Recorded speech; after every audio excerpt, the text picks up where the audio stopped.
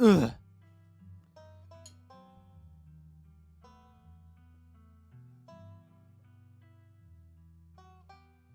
It's just deployed by our landlord to get us to wake up on time. Absolutely.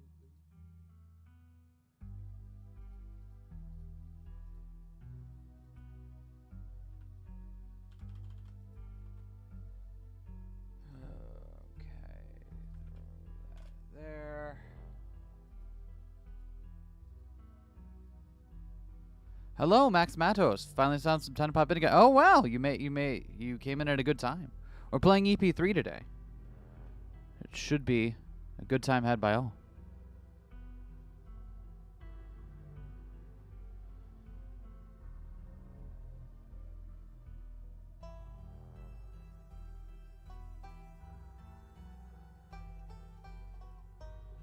Let's see. Do.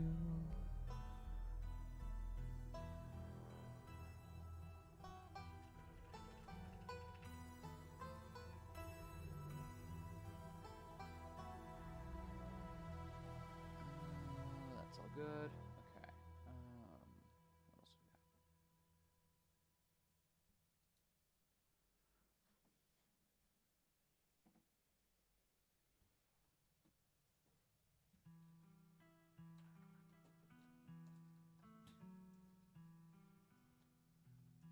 got? Ugh.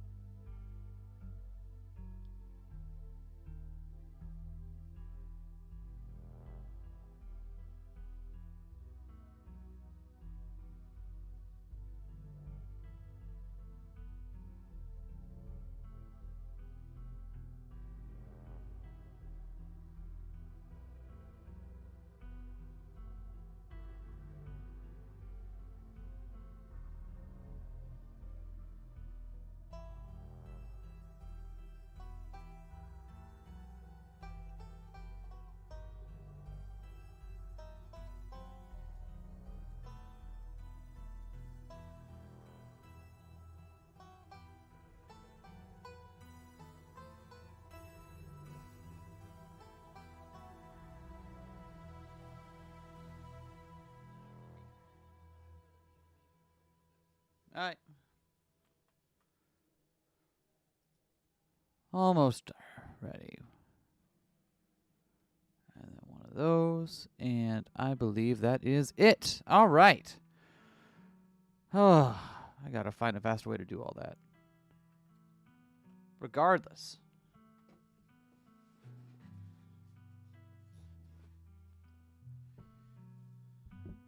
Hello. Hope you're having a good day. Hooray, cousin bonding time. Yo, EV, welcome to the stream. Hope you're having a good day. Sorry for missing yesterday, everyone. Just didn't sleep well and needed to take the day to sleep in. It's just how it be sometimes. Today we had the opposite problem, though. We were supposed to have someone come by in our apartment on our landlord's behalf and take a look around. And we've been waiting up for like hours since their scheduled time and they haven't shown up yet. So if I have to cut away in the middle of the stream to go entertain someone to look about my home and determine whether or not we can continue to live here, that's why. So hopefully it won't come to that. Regardless. EP3. Sometimes you just got to get some rest. Yeah! I mean, I wish it would happen on days where I'm not planning on streaming. But yeah, sometimes you just got to get some rest. And that's just how it is. Want to see any recap? No. I'm fresh enough now. Sunshine filters in through the dusty windows of the estate as the dull aches of last night's activities throb in and out of focus. Who's ready for Monica time?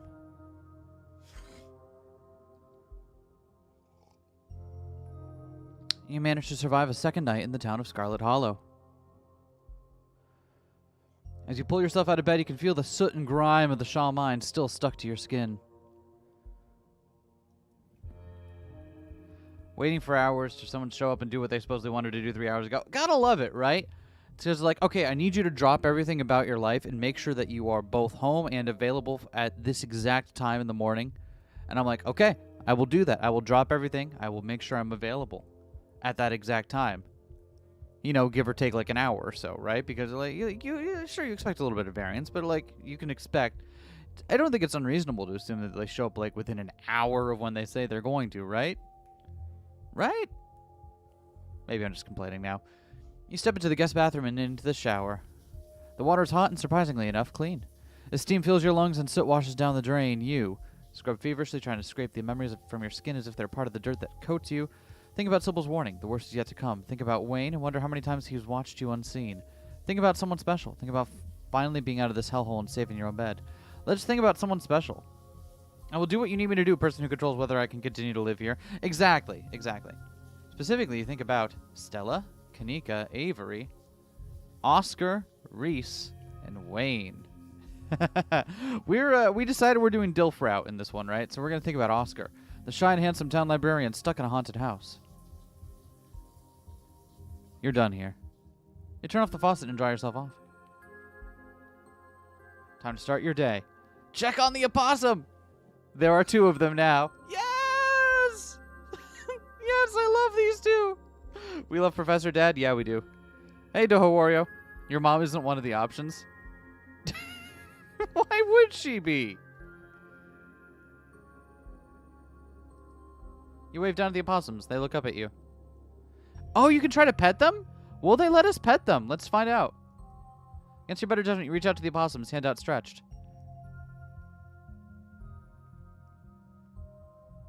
Oh well, it was worth a shot. Maybe now they'll leave your dresser and return to nature where they belong. What? Wait, what? What just happened there?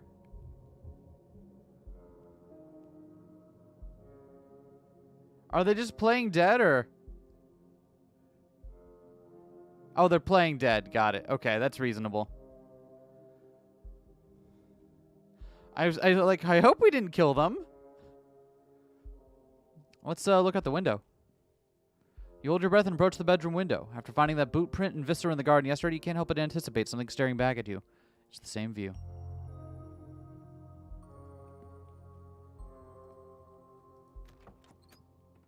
Every time you see that doll, your heart skips a beat. It hasn't moved, right?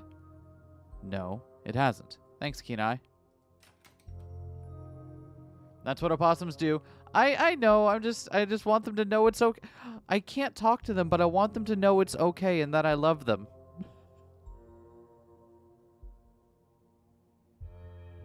Let's message our group chat. Pull out your phone, open up your group chat with Stella and Kanika. Y'all actually bonded with Tabitha last night. Can't wait to Ghost Bus tonight. I get to meet Reese today. Send a photo of a pained old man. Oh, nice. Let's do I get to meet Reese today. Exclamation, exclamation, 1 exclamation. Probably be a bit before you get a response. Oh, do we want to shoot off Stella and Kanika's text individually? Sure, why not? Pull out your phone, text Stella. Send a photo of a creepy mascot in a grungy basement. Send a photo of a creepy mascot in a grungy basement. Awesome. How about Kanika? Send her a photo of an exhausted Ben Affleck. Excellent. This is. I've decided that we are the image texter. Done everything you wanted to do up here. It's time to start your day. Oh, hey, Janie. Enter the kitchen to find your cousin in the midst of devouring a pint of banana chocolate chunk. She isn't alone. Fro glances at you from her usual spot on the counter as a red-haired woman busies herself trying to tidy as best she can. Tabitha's eyes dart to the corner of the room, almost as if she's ashamed of being caught in the act of stress eating ice cream for breakfast. It says 1,000 words, and that is efficient. Yeah, that is true. Offer the red-haired woman your boiled peanuts!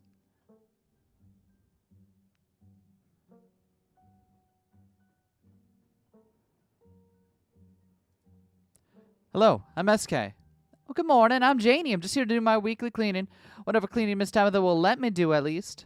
I could have this place looking brand new, you know. Don't go making any big renovations or moving anything around. I like knowing where my stuff is. I wonder if there's something else Tabitha's hiding in the mansion that she doesn't want people to find. Okie dokie. It's so nice to finally meet you, Eskay. I mean, I guess I did meet you on Monday when you popped into the diner. Janie. But seeing someone and meeting them face to face, two completely different things, I suppose.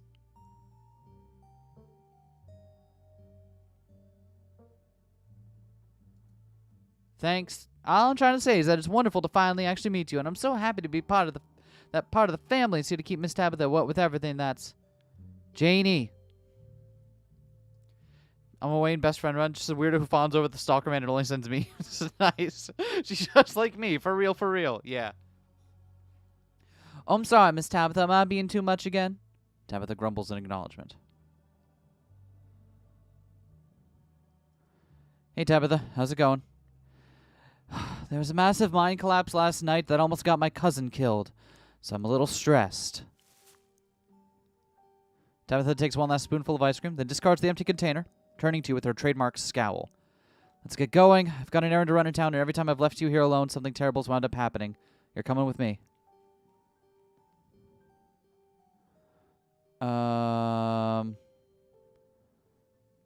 Hey, Sass, we beat the triangle? No! We're just playing more Scarlet Hollow because I want to play Scarlet Hollow.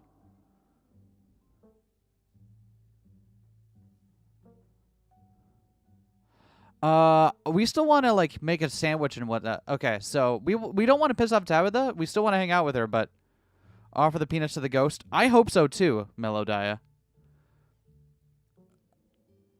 Let's just say, hey, we got a couple minutes. I got to wrap up my morning routine. Feel like shit from last night. I still have to wrap up my morning routine. Look, I get it, but there's a lot on my plate today. I want to spend some time with you before things start piling on. I already waited long enough for you to get up. Janie, lock up when you leave, please, and don't go rearranging anything. I'll know. She's ready to leave. Janie approaches from the far side of the kitchen. Tabitha remains between the two of you, impatiently tapping her foot. Oh, Eskay, before you go, I heard about what happened last night. I heard about it before Miss Tabitha mentioned it just now, and then I heard it again. I just wanted to say that I'm so sorry you got caught up in that. You two did right by those kids, though. What a blessing. Everyone getting out of that situation all right.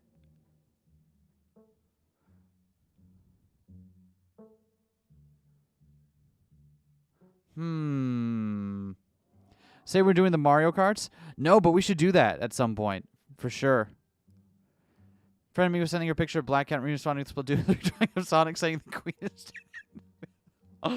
Awesome. Let's see.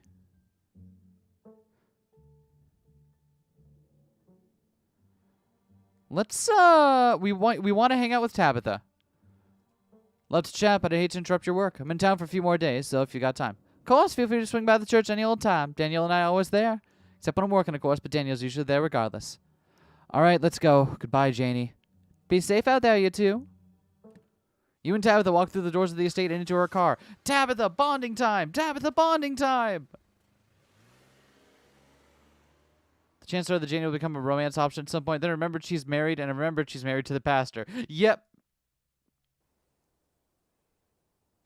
All right, here we are. Just pop it into the general store for a few minutes. Oh, so she's going to the general store. Isn't that where Sybil lives? Right, because Kanika and Miles live at the general store. Maybe they're cool with polygamy. Yeah, that who knows?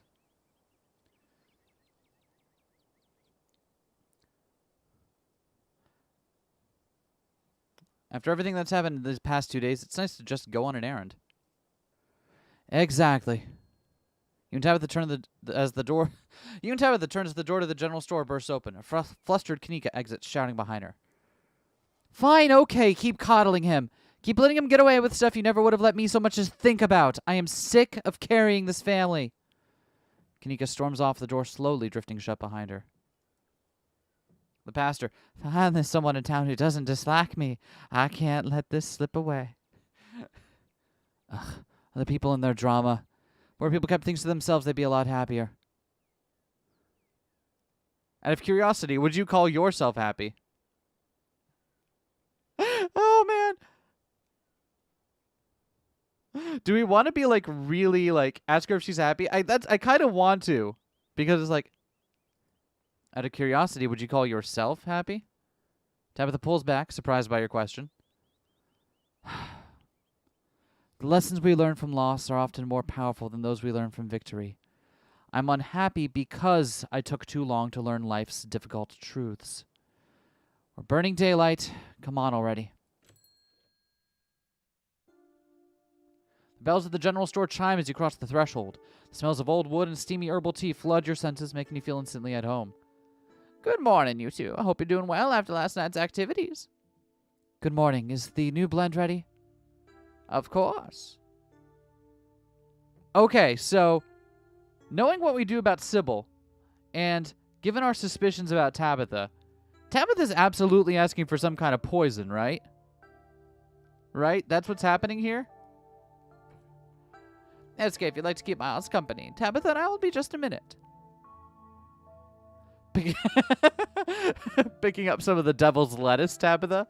No, we're not gonna... I don't think we want to press her on this, do we? I'm afraid of Miles. What if he makes fun of me for being old?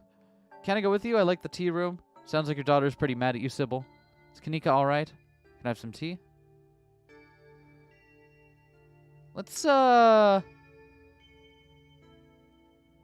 Weed? You want me to do the weed joke? You really want me to do the weed joke? And risk all of the inroads I've made with our cousin so far?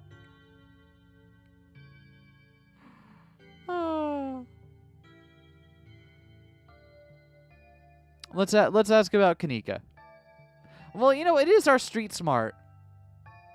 No. Nah.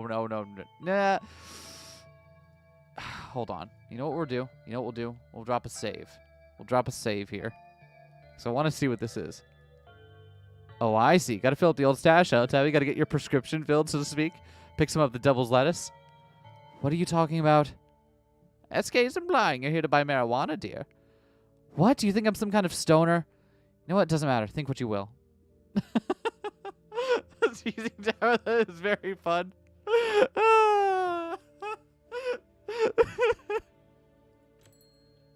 Sybil motions for Tabitha to follow, and they both disappear into the tea room, closing the door behind them with a tinkling of bells. I like how Sybil just says that, like, Eskay is implying that you're here to buy marijuana. Oh, man. Do we keep... I think we keep that. I don't think that's gonna... If we need to, we could back... I made a save. We can back up.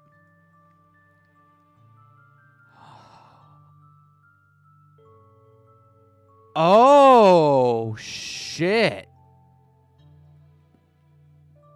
You find a subtle spot near the door and listen in. Start teasing her even outside the store, Lamau. Nice. It should be fine. It'll be fine. I know it took a little longer than you'd hope, but this was fairly short notice. In future, please give me at least 2 months to gather what's needed. These plants are not exactly easy to come by. Is there enough? Yes, everything should go just fine. Make sure this is all it eats for a few days, and I mean all. Okay, so they're talking about the goat here, probably, right?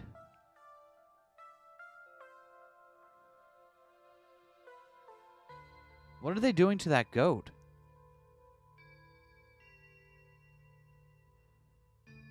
Because if you talk to the goat in the next chapter, it does mention like. It does mention that Tabitha was feeding it, right? Something. But it's somewhere where it can't get other food. So that's why it's in the greenhouse, so it can't get anything else. I'm not keeping it inside. Outside, then. A shed. Something enclosed. Okay, yeah, that is okay. Yeah, that is. And please call me if you get confused. Don't assume you know what you're doing. You only have one shot at this. Remember that. Tabby's absolutely gonna do some blood sacrifice. Oh yeah, she is. Perlan ran me through it plenty of times. I know what I'm. Your listening session is halted as the tinkling of bells announce another patron. Or in this case, 2 other patrons. Yo, Duke, you're alive still. Hey, good for you, buddy. Tabitha's absolutely doing some blood sacrifice. Although, I'm going to admit, I'm not intimately familiar with the ins and outs of blood sacrifice of animals. Does one usually have to, like, prep the animal and feed it certain things before you do that? Is that a normal thing to do? What are we meant to take from Sybil's instructions here? Or in this case, another 2 patrons. Well, it ain't Eskay. Bo is Miss Scarlett's cousin. You're there with Stella that night in the woods. It's a pleasure to meet you, miss. My name is Bo. I'm Duke's boy. Hope you've been faring better since all that unpleasantness. How have you been? Hanging in there? Oh, I can't complain. I miss old Birdie, but there's nothing I can do for her now except protect the rest of my brood. Them things won't so much as step foot on my property. Now with Bo and me watching the perimeter with our shotguns at the ready. We even set up the missus with a pistol. Good thing we was watching. Nearly caught Julius trying to make off with Big Betty. Oh! Interesting. Interesting. Part of the process, but I'm also not super knowledgeable about blood sacrifice. Fair enough, fair enough. Being necessary depending on what you're trying to accomplish with it. Yeah. I mean, like... The thing is, it's not completely without the question, right? Like, you feed animals differently if you're going to kill them to use them as food, right? That's not... There's a precedent... Like, I don't know enough about this, but there's a precedent for you feed animals differently if you're about to kill them depending on what you want to accomplish. Can't think of any other reason to feed a goat Sybil herbs or whatever? Yeah. So, does this mean that... Does this confirm that Julius is the one that stole the that's stealing the pumpkin? And does he not get away with it in this chapter? If Duke is alive so that the 2 of them could be out watching the pumpkin, does that mean it doesn't get stolen? I wonder how that changes things in down the road when we get to whatever the pumpkin thing is going to be. As if he could have carried off a nearly 2,000-pound pumpkin on his own. I'd almost love to see him try. Not like we'll be taking her to the estate fair anyway. And all she's good for is making the world's largest pumpkin pie. I don't think Mama is a tin big enough for Betty's sized pie, Daddy. Who's Julius? Ah, Julius Tremaine. Practically spits the name. Oh, has he got a, is that a Blue Devils cap? I don't know my North Carolina college teams very well, but I'm pretty sure that's one of them, right? Some cousin, however, many times removed, though I don't claim him as kin. He owns the farm next to ours, except he doesn't seem to have a good grasp on whose property is whose. He thinks he owns half our land and always sneaking around taking vegetables we planted. Of course, the way he tells it, we're the ones stealing from him, saying he's the one putting out seeds in the ground. It's a miserable old cuss, and he knows it too. Stealing vegetables born of other folks' hard labor is probably the only joy he has in life. They call Duke because he literally wears a Duke cap all the time? Oh, nice. That is funny.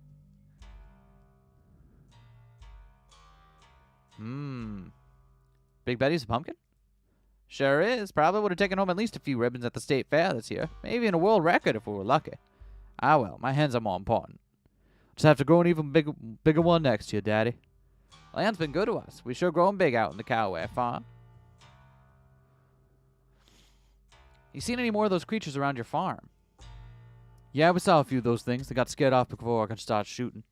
Nasty little buggers. We've been all losing sleep making sure we can keep an eye on things. Even a run off on the hens when none of the little ladies have been laying this week. You know, Daddy, bet some big mastiff could keep them things away. Seems like this kind of job for a guard dog. Now, don't you start again. We ain't getting a dog. Got enough mouths to feed, and as much as you say you'll take responsibility, I know it'd be me cleaning up after it. Besides, I don't have much faith in those things would be stopped by a dog. Some more than a few in that, nest.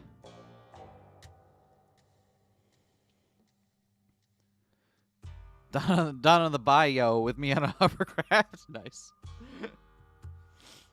Thumbnail's so cute. Is it by Lurf? Oh, hey, Fro. Which thumbnail? Oh, are you seeing the default? You might be seeing the default channel art if it's Vivian and I on the couch. That's actually done by an old friend of ours, still a friend, named Vivid. They've done some artwork for us in the past.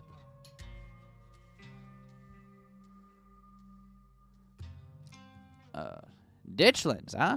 Sounds like some old folktale. Suppose that suits them. From being an omen, I believe that too, but I suppose there's not much to be done if they're forewarned of some kind of disaster besides looking out for me and mine. Still, I appreciate you telling me, Eskay.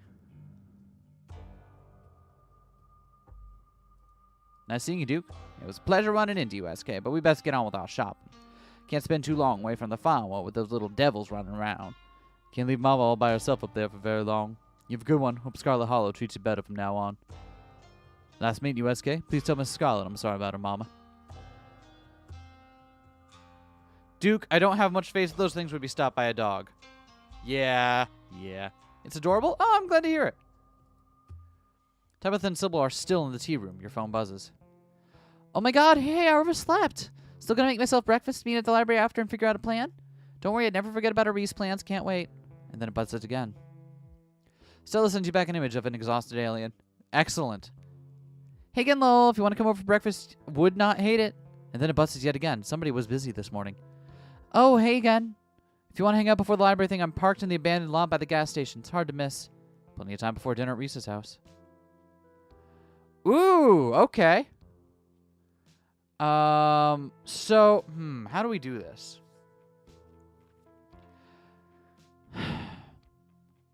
We do want to do Oscar route, right?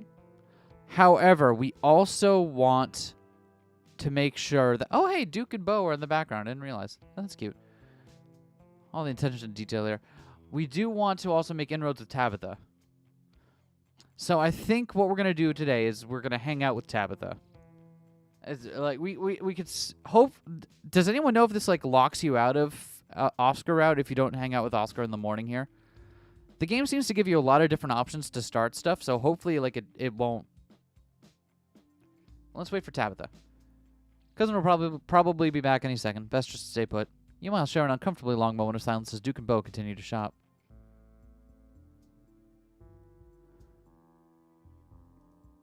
How are your dailies going?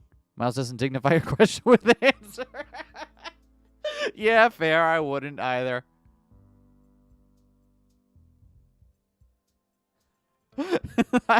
You know what, Miles? Fair enough. You doing okay, buddy? No, we're not gonna you doing okay, buddy him. That's so weird.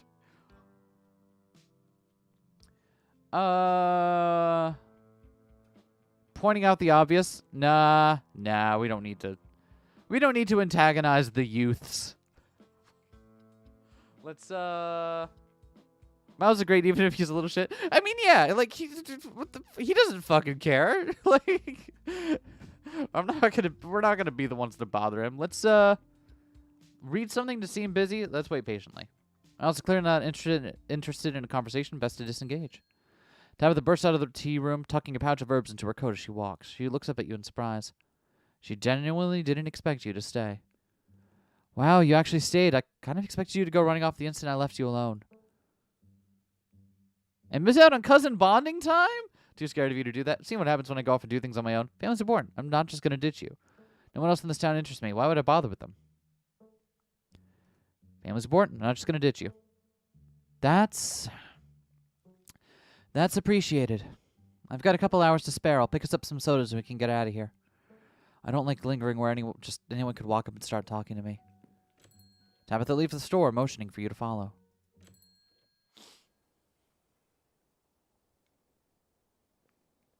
Tabitha stops in front of a small house on the quiet hill just off Main Street.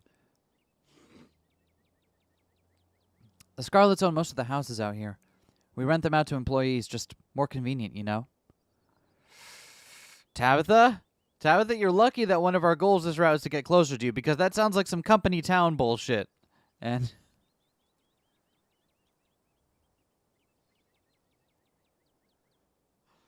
When you're nice only to Tabby and asked everyone else so many runs I want to do at some point? Yeah. The thing is, okay, so here's my read on Tabitha at this point, right? She genuinely believes that she's doing what she has to in order to keep this town afloat.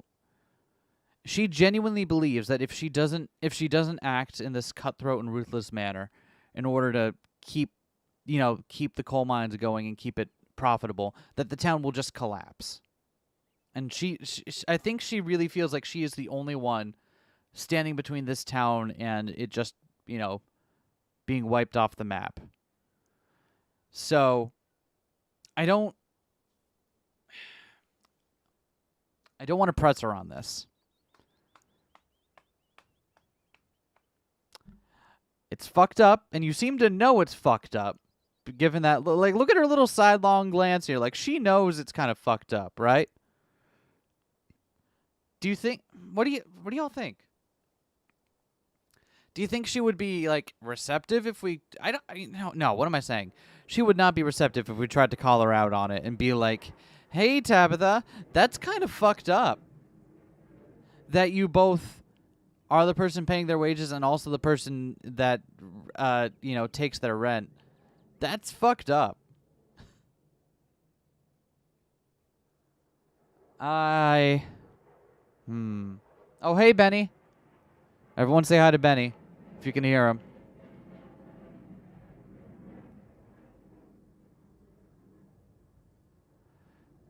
And here I thought the estate was your secret. Actually, you know what's worse? Knowing that she owned... Hi, Benny. Thank. Too much of a tabby defender on my tabby run? Fair enough. Let's see what happens.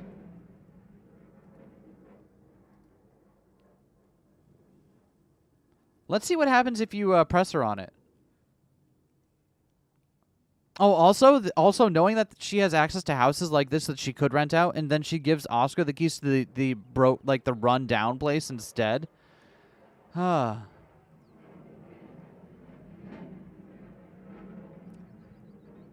Benny, go away so I can read. Thank you. That seems sinister. It's did you see her like change as well? Just easier this way. Come on, let's make ourselves scarce before we're spotted. Your cousin pulls out a heavy set of keys from her pockets. She picks one out marked with a bright strip of green tape and unlocks the door. Yeah, I think she knows.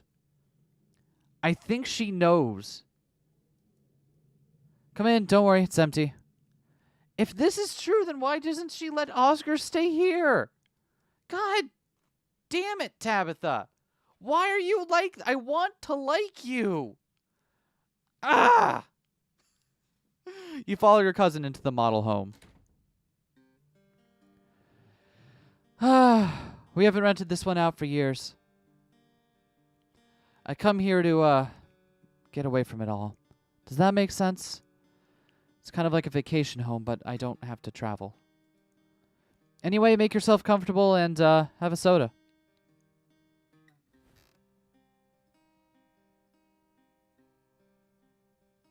Tabitha hands you a cream soda before settling in on the couch. This place clearly gets cleaned regularly, but it doesn't feel like a real home. It feels like a set piece, like you both wandered into a play, and if you were to look at the walls from another angle, you'd see them as the two-dimensional illusions they are.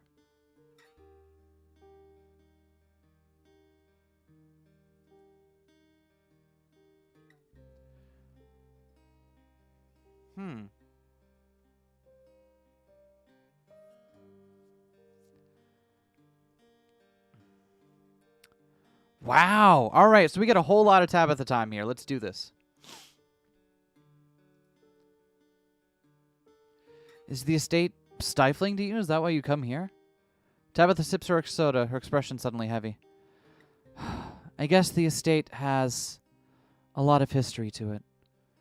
This place is so new by comparison. It's like the estate is full of ghosts pressing down on me all the time, pressuring me to do what they want.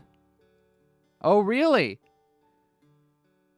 Oh, really? Is that why she keeps looking to, like... Remember during the cutscene at the end of EP1, she's, like, in her room crying, but looking off to the side behind a door where you can't see... Are there, like, literally ghosts? We know ghosts are a thing, but, like, are there literally some in the estate? When I'm here, I can imagine a life where I don't have to think about the 200 years of history resting on my shoulders. I can imagine just living as a bank teller or something. Having a simple life.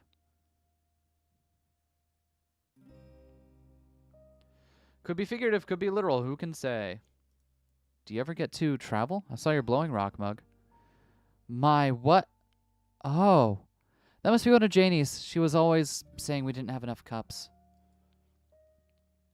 There are 3 cups, and that is plenty. One for me, one for Pearl Ann, and one for the occasional guest. But Janie said her husband has a ton of dumb little souvenir mugs from his travels. Not that I asked. She just tells me stuff about her family. Anyway, she said they have mugs to spare, as if I needed her charity. Guess she must have snuck in a few under my nose. I have to remember to toss it when I get back. Anyways, to answer your question, no, I don't travel. Too much to do. Sure, I'd love to see the Outer Banks one day, but I'm head of the company. It's not like anyone can cover for me. Maybe when I retire, if that ever happens. Jesus, Tab. Man. I love Tabitha because there was so much to viscerally hate about the way that she runs the company and the town, right? But also, like, damn, girl. Just told me things about people she loves. Didn't even ask. I don't get it. Yeah.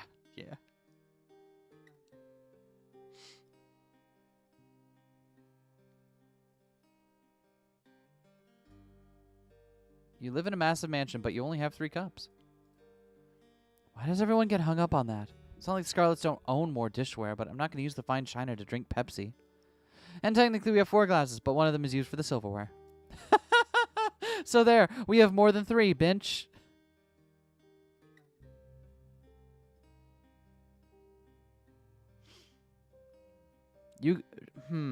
Pearl Ann was a monster. You've never left Scarlet Hollow? Maybe when this week is done, you can go to the beach together.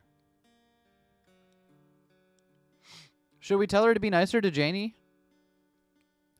You know what? She seemed receptive earlier. Now that we've gotten her trust, she seemed a little bit more receptive when we called her out on some of her shit.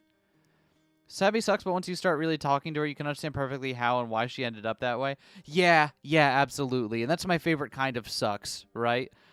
Like, she still sucks. Like, there's no excusing what she's doing.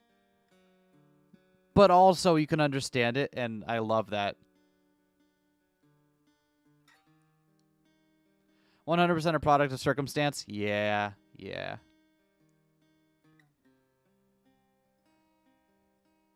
Maybe when this week is over, we can go to the beach together. Yeah, maybe. I think I'd like that. Now, this is interesting to me. She seems genuinely like,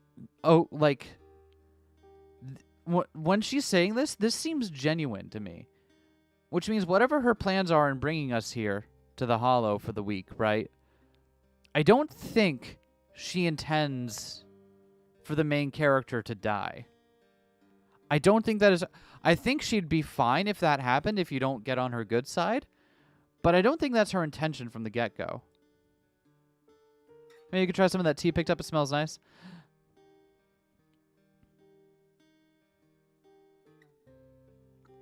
Do you like living here? Like I said, it's the only thing I know. You don't need to have lived somewhere else to know if you like it here. I respectfully disagree. Everything in life requires context to properly understand. And I don't have context here.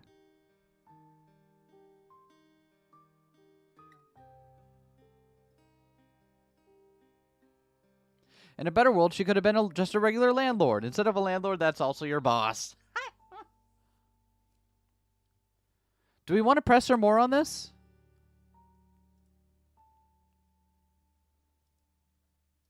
I'm dropping more saves than I usually would here, because I don't want to ruin this. But said you were unhappy earlier. Maybe it's the town. Maybe. Or maybe it's just that some people are born unhappy. Maybe everyone's unhappy. It doesn't have to be the town. Fuck! Okay. Now you're... Jesus. Okay.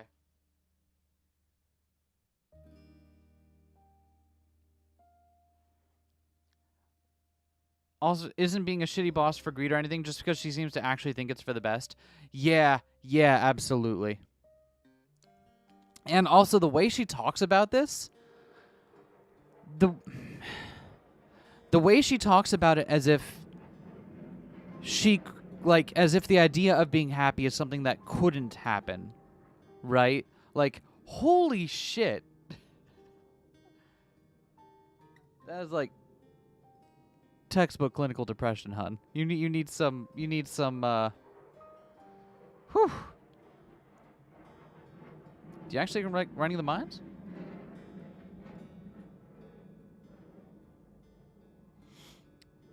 Of course not, but that doesn't really matter, does it? I've had years of Pearland drilling that into my head. I can't trust anyone else to do my job, and if I don't do it, this entire town falls into ruin. It's my burden to bear. Yep. That's... Though I'd be lying if I said I haven't thought about running off.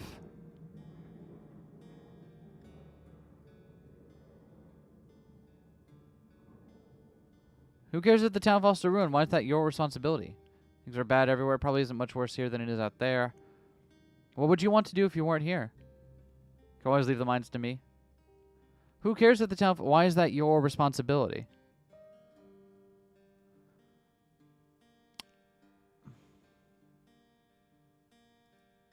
What would you want to do if you weren't here? Honestly, I wasn't joking when I said I could imagine living as a bank teller. My entire life has been defined by my obligations. I'd like nothing more than to go somewhere, do a task, and go home.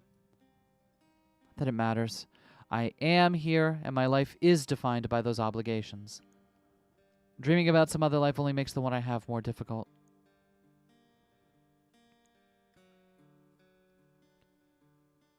Can we try some of the tea you picked up? It smells nice. Nope. It's a sleepy time tea. You don't want to drink it in the middle of the day. Fair enough.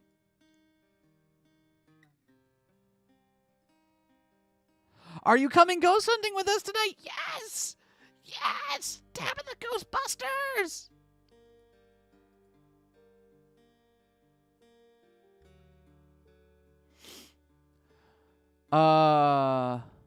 Do we want to... Ooh, do we want to cop to this? I think we do. Took a peek in the older part of the estate. Our family used to be a whole lot bigger, didn't it? You what? Unbelievable. I specifically told you not to go in there. Does the word danger mean nothing to you? Actually, I take that back. You very much believe you went in there. You constantly do things that you shouldn't. I'm glad you've at least started letting me in on your little plans, though. But I digress. Used to be a lot more Scarlets, but now it's just us. Really? I never thought about the fact that it's just the entire family has come down to the two of us and we're the only two left. That is, what's Pearland like? Okay. I guess you should know at least some things about the woman whose funeral you'll be attending. She was my mother. She was your mom's twin sister. Fraternal. They didn't look alike. Too afraid to admit it on your run? Oh, yeah, it looks like she's cool with it. Like, well, she's more glad that you talked to her about it. Also, am I getting the wrong, like, am I the only one getting the feeling that maybe the funeral is not merely a funeral?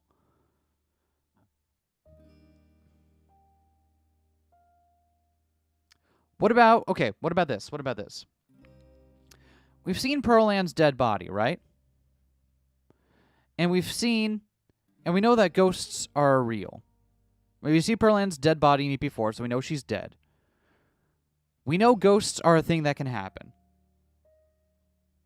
What if Pearland is still haunting Tabitha even after death, and she can't get out from underneath her heel?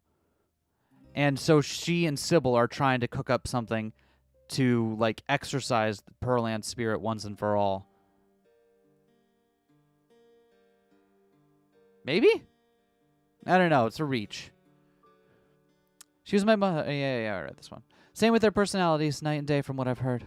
Pearland was a hard ass, but that comes with the territory. I mean, what else do you want to know? How'd she die? Sleep apnea. She loves to give very simple and very She loves to give very simple and clear and direct and non-embellished answers when she's lying.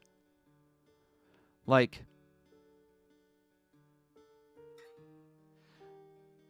when she's like, why can't we drink that tea? It's sleepy time tea. Don't worry about it. How did she die? Sleep apnea. Did you two get along? No. That woman was a monster.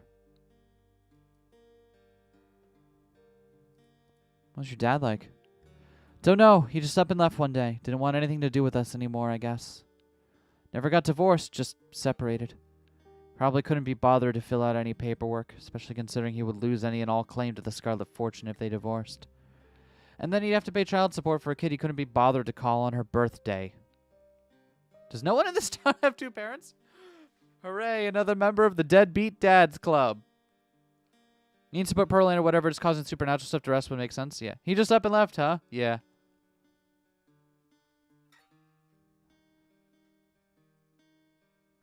Another member of the... Okay, you know what? She's been receptive. Now that we've made inroads, she's been receptive to us lightly jostling her. Hooray, another member of the Deadbeat Dads Club. The Scarlet Women are just too strong for most men. Our moms were better off without him, I'm sure.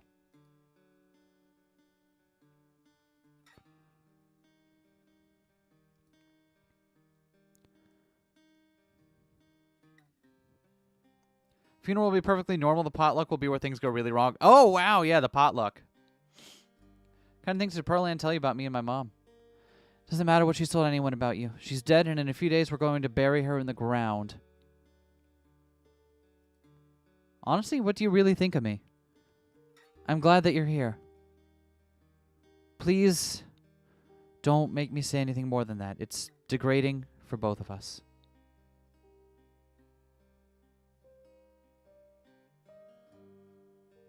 I'm glad I came up here. Tabitha pauses as she takes a long, contemplative swig of her soda. Yeah.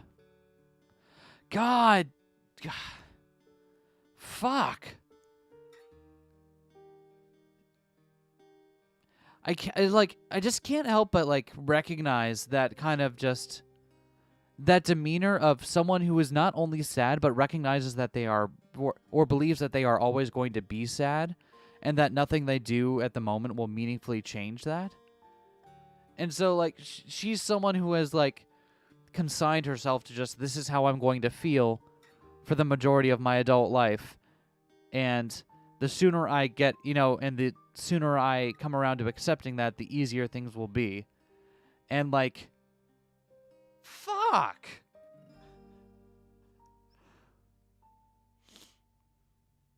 You coming ghost hunting with us tonight? Is that actually happening? Stella will be there, but so will Kanika. I know she'd be thrilled to see me again, but there's no point in arguing with you. If you're going to get up to any paranormal stuff, I'd better be there to save your skin if it gets hairy. Count me in. Woo! Yeah!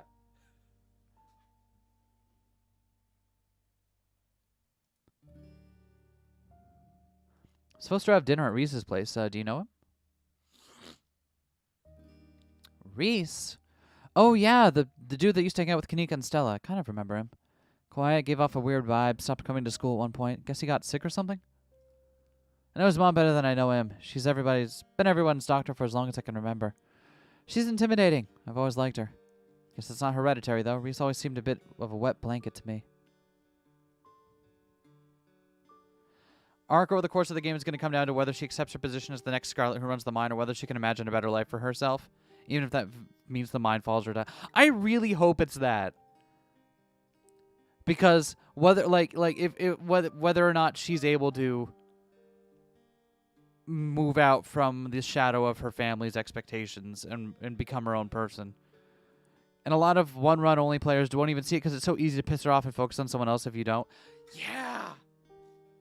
Which I get is part of the point, right? It's not supposed to be your first impression. It's supposed to be like I get the feeling that, like, actually understanding what's going on with Tabitha is not meant to be what you experience on your first pass. But no, I've already asked. But now that we're hanging out, can you tell me what the deal is with you and Stella? All right, fine. We were close in high school. Really, really close. We'd have sleepovers a few nights a week, spend all night watching monster movies, eating chips, and, Anyway, Pearl Ann didn't like her. I'd always have to lie and say I was going over to her place to study. When I graduated, it was impossible to see her anymore. There were no more excuses to go study, and I was too busy learning the ropes at the mine. Pearl Ann made sure my every waking minute was occupied. I didn't have time for friends. But I never needed friends before meeting Stella, so it was easy enough to slip back into that mindset and try and move on. Ooh! Ooh, okay.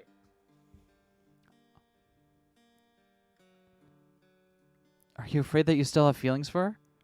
Why else would you work so hard to keep her at arm's length? Something like that, yeah. It's better for both of us that way. Hey, Viv. Did we just learn something? Hey, Viv. What did we just learn? We got confirmation from Tabitha that the two of them are exes. Which is... This is some good stuff. Gotta pick it to the combo choice? Yeah. Even if it's not good, you have to pick the combo choice. Do you want me to try to get you in with Kanika? You know, I had some harsh things to say about Oscar last night. Do you really believe what you said? I do. Some people shouldn't have kids. Ouch. Well, bad news for her about who we're dating this time around. Do you want me to try to get you in with Kanika? Please. If she's anything like me, that would only make her hate me more. I have dignity, Eskay. Fair enough. Fair enough. What do you think of Avery? Who? Avery works at the diner, wears plant shirts. I have literally no idea who you're talking about. She has no idea who you're talking about. Literally never met Avery because they don't... Oh, wow. Okay. Wow. Why'd you hire Janie? Pearl Ann hired Janie. She was my babysitter before she started cleaning the estate. Entirely wrong. It's just that Oscar probably isn't one of those people. Yeah. I get it. Sure you don't want to talk about Wayne? Yeah, sorry. It's a sore spot for me. Like I said, I don't know who's following you around, but it can't be him. Pearl Ann sent him packing. He's gone.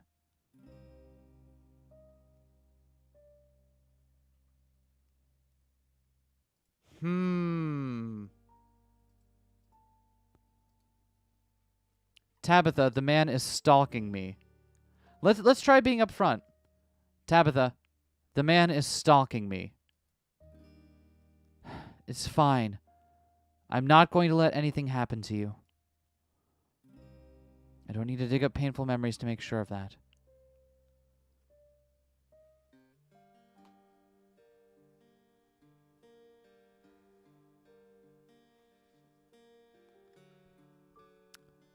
Do you know Sybil well? Everyone in town knows her, but I don't know if anyone actually really knows her well. Fair enough. Thanks for taking me out here. Your phone buzzes before Tabitha has the chance to respond. Almost forgot, it's Mayor Jimmy Day! Good excuse to head over to the library. We should check in with Oscar and Rosalina. Meet y'all there in half an hour. I totally blanked on that. Been having a weird foggy morning. Oh no! Kanika having a weird foggy morning? So we also get the impression that Sybil is like doing things to Kanika to get her to like when she wants her to go away or go to sleep or whatever, right? Characters in this game can be very protective of the player. Yeah, they can. It's it's almost like we're not even a person, more like a totemic being. Well, they're still doing the Mayor Jimmy thing even after last night. Think the news has spread yet? But yeah, we should go see Oscar. Come on. Somebody's popular. It's Mayor Jimmy Day?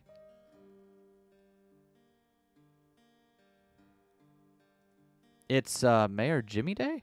Ugh, what a ridiculous event. You know he's a dog, right? They fill you in on that little detail? We haven't had a human mayor in Scarlet Hollow since at least the early 1900s.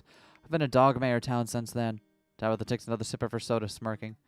Everyone knows it's our family that holds the power in this town. Still sounds like it could be kind of fun. Even I can admit it's funny watching everyone fawning over the little guy in his mayor getup. And if Stella's going to be there. Yeah. Count me in. We can finish our sodas and head over. Woo! I just got an achievement called I Can Fix Her. How do I look? It's been a while since I've been out in public like this. I'm kind of nervous.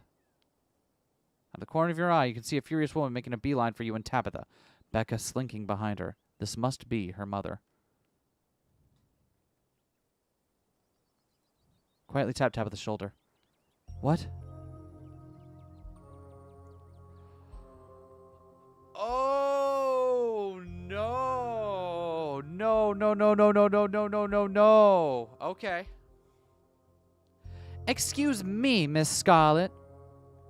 Can I help you? Also, I don't know if this is a thing or not, but you notice how Tabitha's coloration is, like, much more desaturated than everyone else's?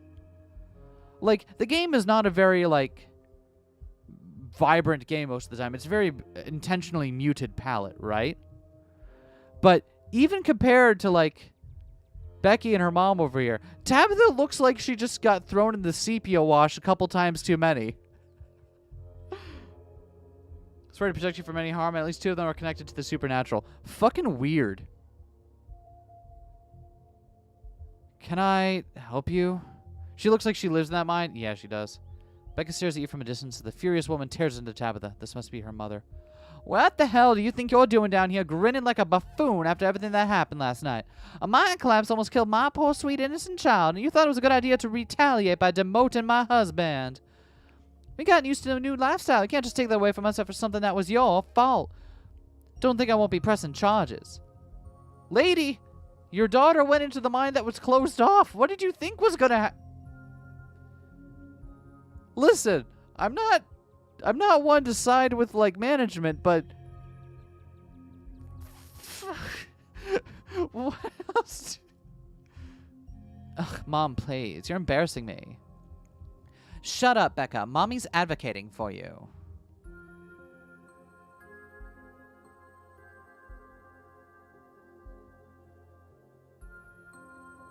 On a run where Becca doesn't get trapped. Oh, God.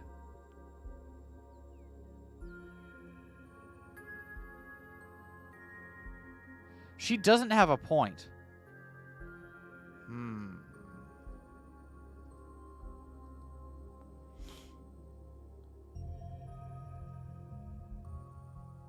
Your husband told your daughter it was safe to go into that mine. Of course he would.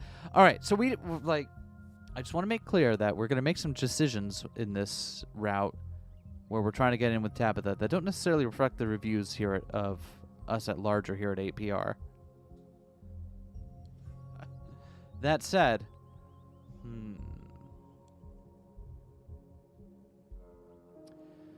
trapped on my tabby run, I thought her mom was obnoxious even on that run, but jeez it. Right? Like, it's one thing if your kid is actually trapped in a mine, but, like, because I get that you're angry and frustrated at that point, but holy shit, your kid went into the mine that was closed off.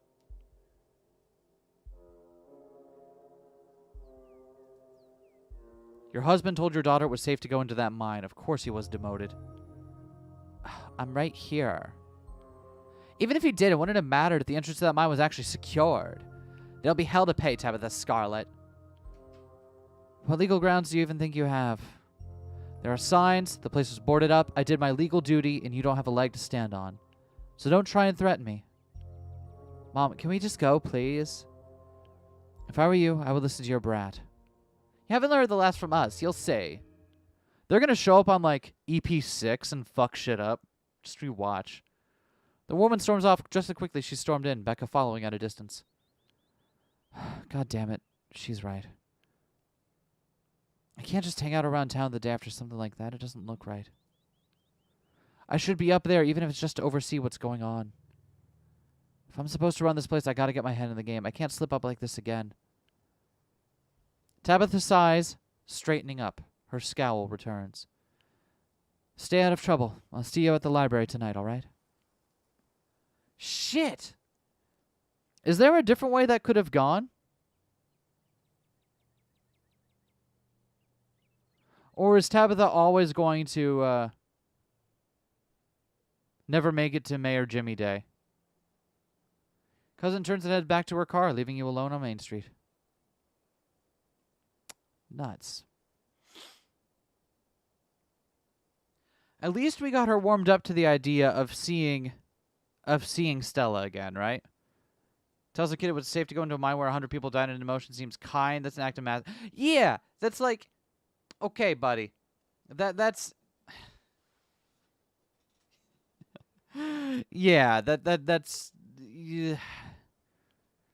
at best you're spreading harmful disinformation, my dude. Let's go to the library. I went to the library alone. It's busier than usual, and a small crowd is formed in a corner of the main foyer. I wonder if there's a different way that could have gone. Let's...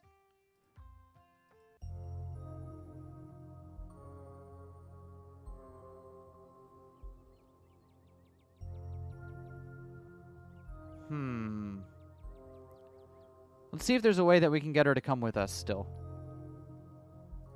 Complaining about your husband being demoted? I almost died trying to help your daughter. The way I hear it, everything was fine until last night till you shut up, so unless you wanted me to sue you as well, you best keep your mouth shut. Alright, it's the same thing. Unfortunate. I bet there isn't a way to... Takes it hard regardless. I'm pretty sure.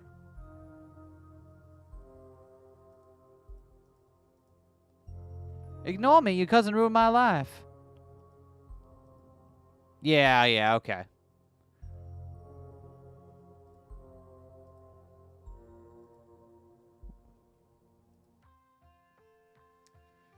Well, regardless.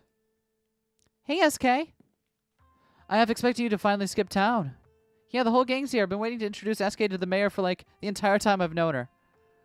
It'll be worth it. Trust us. All right, shall we? Yep. He's a dog. And judging from the series of portraits lining the walls, Tabitha wasn't pulling your leg. Every mayor of Scarlet Hollow in living memory has also been a dog.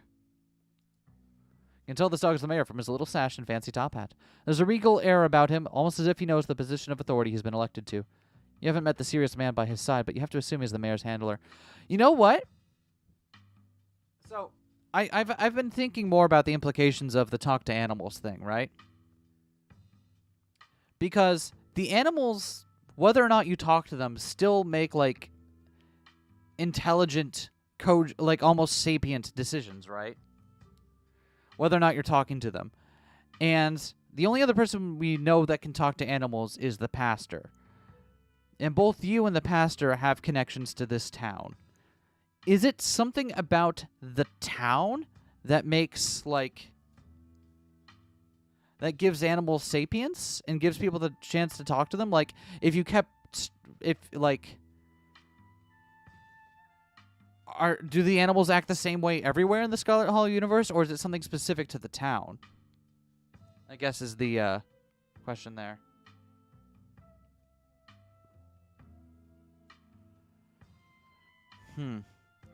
Haven't met the serious man by his side, but you have to assume he's the mayor's handler. The mayor's little nose starts twitching as you approach. His doggy eyes shine with a curious intensity. He knows you have something.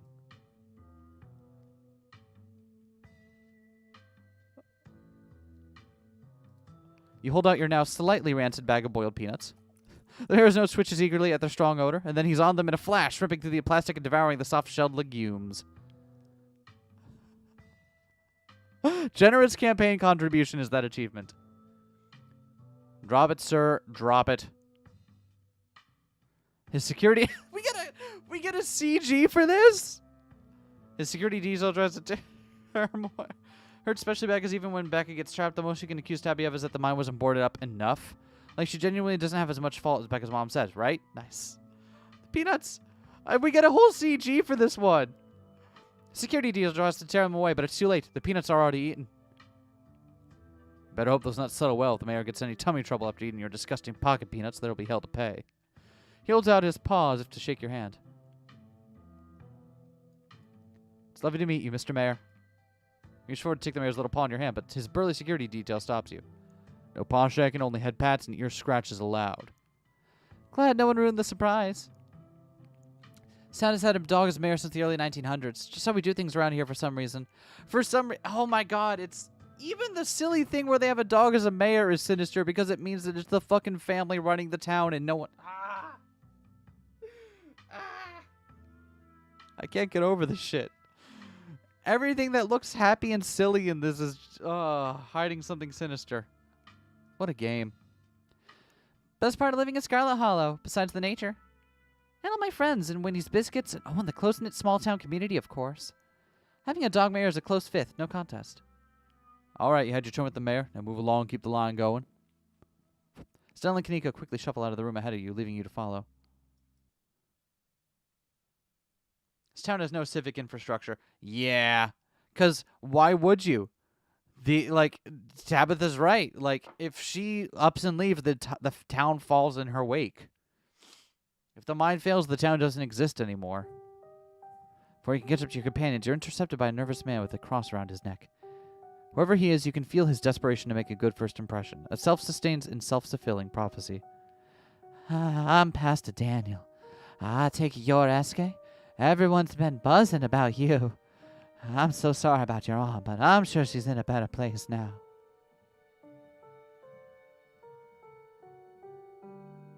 Thank God I've been hoping to find a priest. Don't believe in an afterlife. Anything about ghosts? Should go. Nice meeting you, though. Don't talk to me. Let's not kid ourselves. We both know she's in hell. Here's the thing. No matter what we do to Daniel, he's going to still want to try to like us because we're just kind of sad, but let's not kid ourselves. We both know Pearl Ann's in hell. Oh, I'm sure she wasn't that bad. Most people are good deep down inside. It's best not to speak ill of the dead. Hey, you know anything about ghosts? Ghosts? I never encountered one myself. Silent Hill dog hunting, but played 100% straight. Oh, yeah. Heard stories of folks who have been visited by their loved ones from beyond the grave, and it seems like it provides them with some sort of spiritual healing. Like the beloved relatives are watching over them, even in death. It's about Pearl Ann, or perhaps your mother. Been visited by her?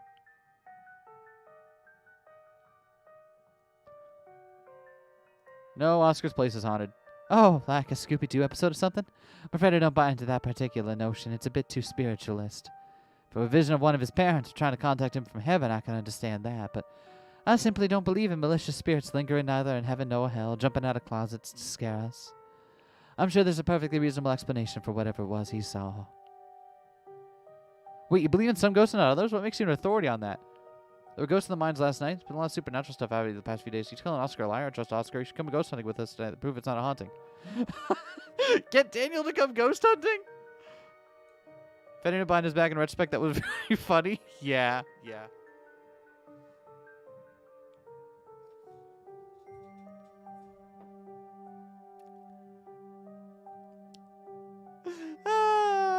You should come ghost hunting. Do we want to? Can we invite Daniel ghost hunting? You should come ghost hunting with us tonight to prove it's not haunting. The blood drains from his face as he gulps nervously. Oh, I promised my daughter we would watch VeggieTales tonight, so I'm afraid I have plans.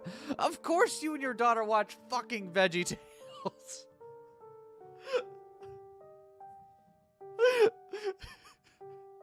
I guess when it comes to whether he'd rather die standing or live kneeling, we know which one he'd pick, right?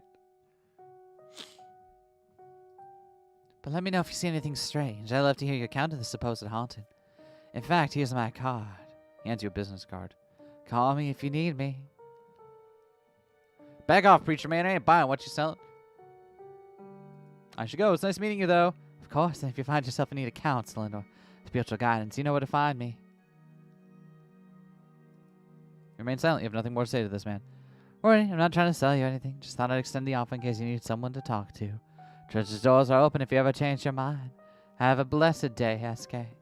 Yo. Oh, hey, look. You can see Stella and Kanika in the background here. Hanging out in the next room over. Pastor leaves you and joins the line to see the mayor. Nothing to do now but catch up with your companions.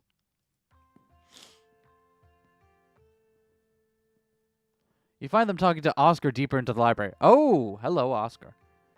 You sure we can't just get this over with while the sun is up? I don't know if I can handle getting scared shitless in the dark 2 nights in a row. Wish we could, especially since I'm not particularly excited about going back in there after the dock either, but I'm pretty sure it only comes out when the sun goes down. Yeah, there's no way I'm going in until that spirit is at full power. I want to be sure we get the best evidence possible. This could be my one shot to get real proof of ghosts. I'm not going to waste it just because I'm impatient. Y'all are going to be the death of me. I just hope it's possible to get rid of this thing. It's a pretty serious ghost infestation. Is that what you'd call something like this? Please call it a haunting, but ghost infestation also sounds good. I suppose we're the ghost hunters, so we can call it whatever we want. Anyways, I'll be bringing all the ghost hunting supplies anyone could ever need, so we better get set on preparations. Only thing y'all need to bring is an open mind. We have the power of friendship on our side. We have the power of friendship on our side. Hell yeah, we do. If anime has taught me anything, it's that the power of friendship is unstoppable. That's a lovely sentiment. I'm sure Rosalina will be at least glad to know y'all did your best to help her. Well, if we're not doing the hunt now, I guess we should head over to Reese's. Absolutely. Come on, Eskay. It's time to go bother our friend. I'm going to get back to it. See y'all tonight. Time to go. Should we invite Avery ghost hunting? Oh, yeah, totally. I don't know why I hadn't thought of that. I'm sure they'd get a hoot out of it. Yeah, I can't say I mind having a calming presence with us tonight. Won't be much help to Oscar if we start jumping at our own shadows. Cool. Text him on the way over to Reese's. Excellent. Dilf. Dilf, get back here, Oscar. I wanted to flirt with you. So I finally met Pastor Daniel. It's only a matter of time until he tried to pull you outside about grief counseling. When my dad died, I had to ban him from the general store for a week. Wouldn't stop leaving these little pamphlets at the checkout. I don't know where he finds so many. I think he just really wants people to like him, but he comes off as desperate. It's a vicious cycle. Oh, well, when you put it like that, this whole situation is kind of sad, huh? Even if that's the case, it doesn't mean I have to like him. Whatever his deal is goes a step beyond trying too hard to get people to like him. Man was grinning through all of my dad's funeral. He is not normal. And I don't mean that in a stigmatizing mental illness kind of way. There's just this little siren that goes off every time I see him that tells me to get away from him. It's exactly how I would describe it, too. Whole town feels the same way now that I think about it. He must be pretty lonely. You can look for a friend somewhere else. Do we want to tell them? Right before I forget, I invited Tabitha to come ghost hunting. Do we tell them or do we just let it be a surprise? What do y'all think?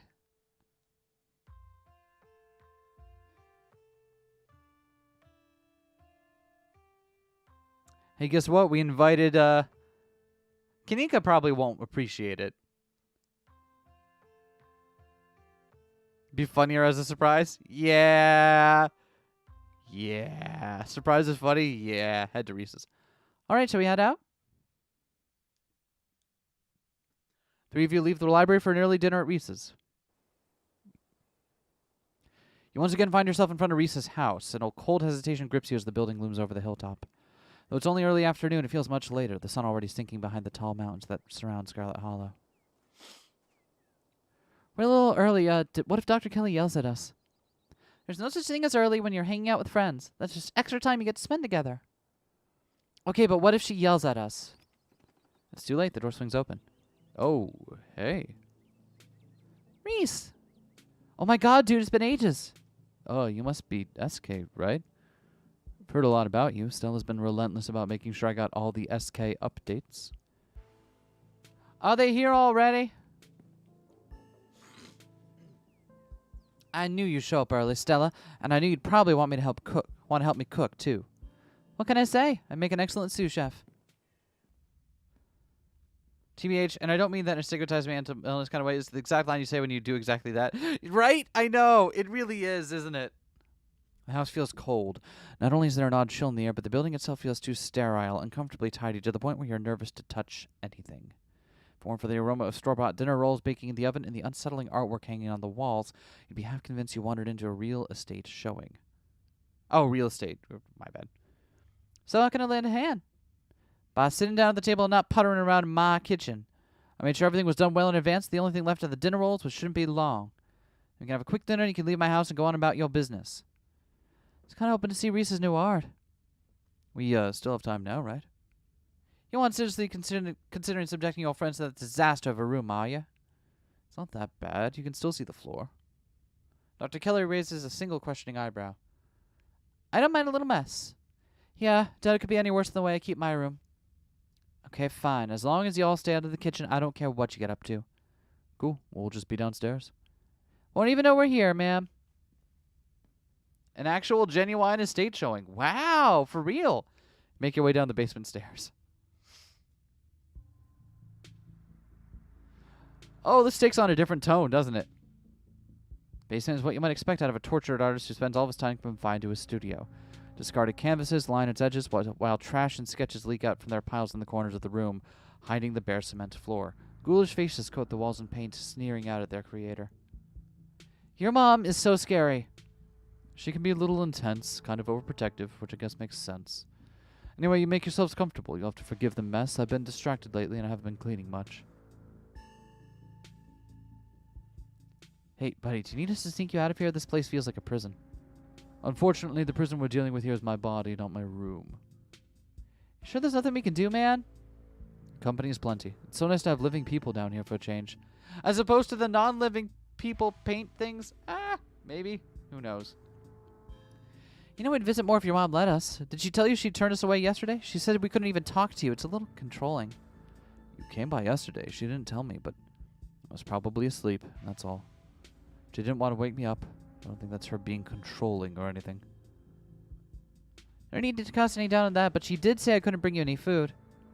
She knows that's how I show my friends how much I appreciate them, and she knows how I can work around all kinds of allergies and intolerances. Not gonna lie, it felt weird. I don't know, my body's pretty particular when it comes to food.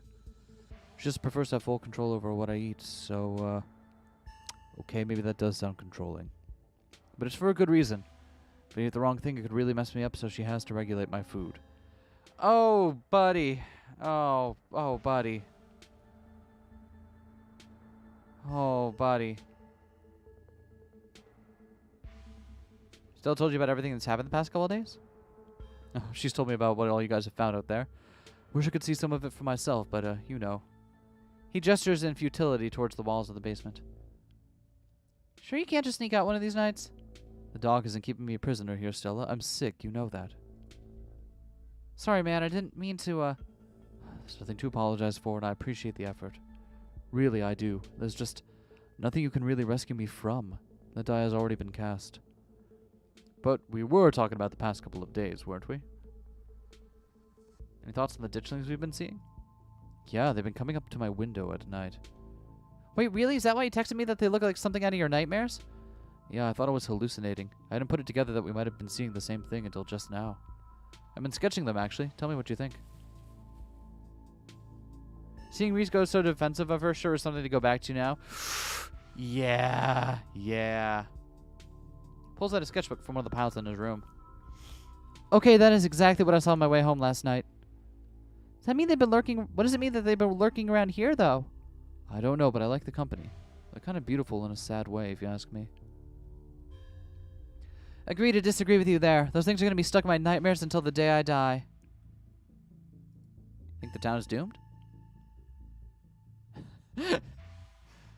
Doc says I have something called a ricin deficiency. Ugh. Oof. I think everything is probably doomed at some point, but I guess that's answering a different question. Do I think the town of Scarlet Hollow is on the brink of collapse? Probably not, but it's not like I have a lot of perspective on what it's like out there. They could be riding on Main Street, and if Stella or the doc didn't tell me, I just wouldn't know. I would totally tell you if there was a riot. Would Dr. Kelly tell you, though? I mean, yeah, I'd hope so, but the point I'm trying to make is that other people are my eyes out there. What do you think of my cousin? She was always so distant and mean. I probably would have thought she had it out for me, personally, if she wasn't like that towards anyone. Or if I thought she even knew my name.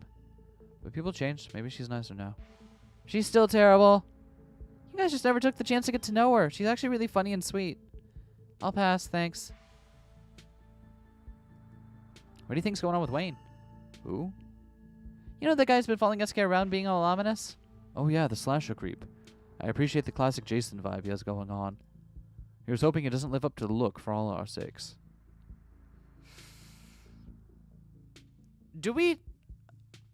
I just realized, I don't think do we ever figure out what happened to Wayne at the end of EP? Yes, no. He did survive the encounter with Reese because he came to bother us when we were talking to Stella. Right. Never mind. Only properly noticed his ears and On like yours nails on like your second run? Yeah.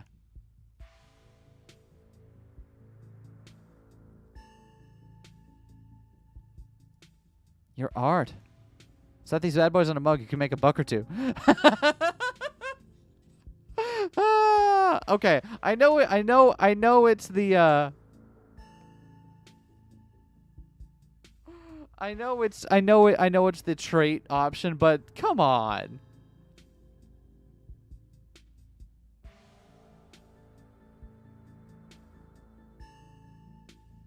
Your art, it's grotesque. But, like, grotesque doesn't mean bad. It's grotesque. Thank you. I'm not sure if I meant that as a compliment, but the, I'm not sure what to call them. Urges that go into these aren't exactly peaceful or joyous, so I feel like grotesque is the sort of intent behind them. Having other people look at them sometimes feels like I'm having them look over a raw wound. You know, I've still got that painting I stole from you back in high school, right? I even took it to college with me. You make good stuff, dude. Oh, no, you should get rid of that old thing. It's ancient. Knowing there are people out there who might see something I made in high school is horrifying. No way, it's rad, and people compliment it all the time. You could gain a real following if you ever posted these online, you know? Nah, I think I'm okay sticking to sparsely populated late-night live streams. That's all the social media I can handle. Word, dude. Been so sad if he died, couldn't have flirted with him if he was. True. You could make these into NFTs. No! No! I don't know how you do it, Stella, having to exist in front of all those people all the time. Knowing some version of you lives in their heads, knowing that they expect something out of you that you might not be able to give them. Okay, but if the only time you ever put your art on display is a live stream during ghoul hours, when am I going to be able to see what you've been working on? Tell you what, when I die, I'll leave you my paintings, then you can see them all. And maybe they'll be worth millions since I'll be dead. I'll be able to rest easy knowing someone had retroactively given my life value. Jesus, dude. Can you having an old painting of Reese makes me very afraid of what might happen in future episodes? Yeah, knowing what happens with his art, that is a small detail that might become very important. What kind of movie collection you got? Got any Rex? Let me think. Oh, have you heard of Shinochi Deathblood? I saw that for the first time recently and it blew me away. Excellent example of both Japanese horror and found footage done right. Could even put it on after dinner if you guys are interested. Dang, I'd usually be down for that, but we gotta head over to Oscar's after this. We promised we'd ghost bust his place. Apparently he's been dealing with a bad haunting. I feel like we should really be there for him tonight, considering everything that's happened. He and Rosalina both need our support right now.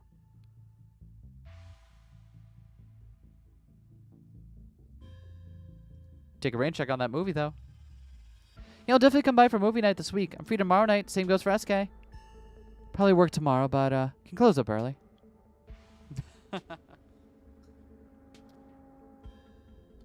You three go way back, huh? Also, the womb. The school here is a tiny K-12, not exactly a one-room schoolhouse, but not far from it. We're lucky we all got along as much as we did. Some kids weren't able to make any friends their own age. Just happened to be born around the same time as some real jerks, and we're stuck with them through their whole school career. Poor kids. Not that we were free from dealing with jerks like a certain Scarlet I could name. Okay, she was a little rough around the edges, but she was pretty friendly when you got to past that. Maybe to you. The way she used to look at me, you'd think I'd rolled in something foul every morning before school. Same here. Though to be fair, the feeling was more mutual between us. She deserved it, though. Hey, if you need someone to pose for your paintings this week. So kind of you to offer. If you're okay with hanging out at weird hours, I'd love for you to come by and sit for me. Been a long time since I was able to draw anyone but myself, and I really appreciate the company.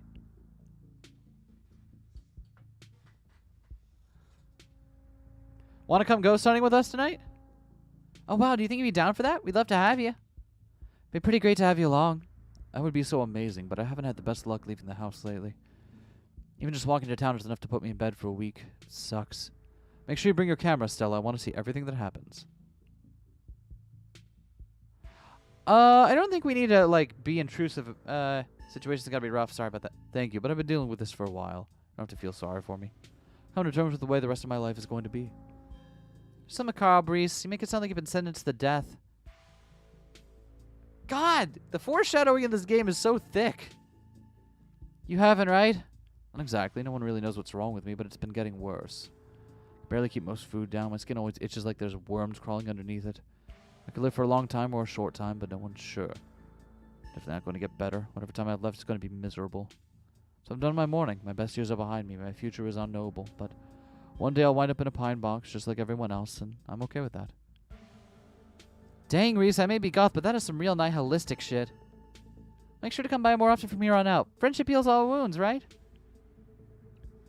No one knows what's wrong with me. He's not wrong. Yeah, he's not wrong, but... Thanks, guys. You really shouldn't worry about me. I have my art. I'm doing fine, really.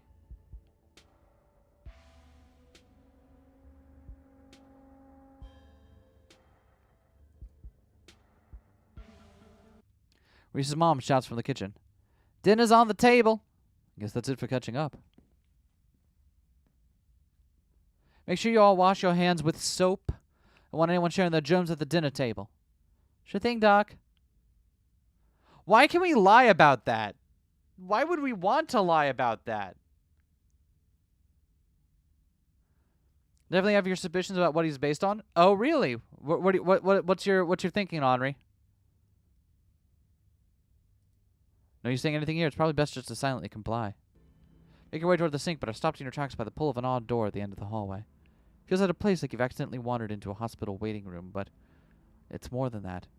You feel like something radiating out from behind it, something dark and cold.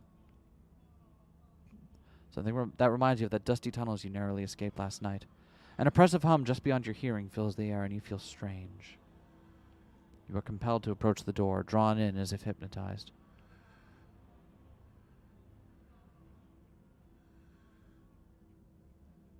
Man, this menu just goes on forever, doesn't it? Hold on.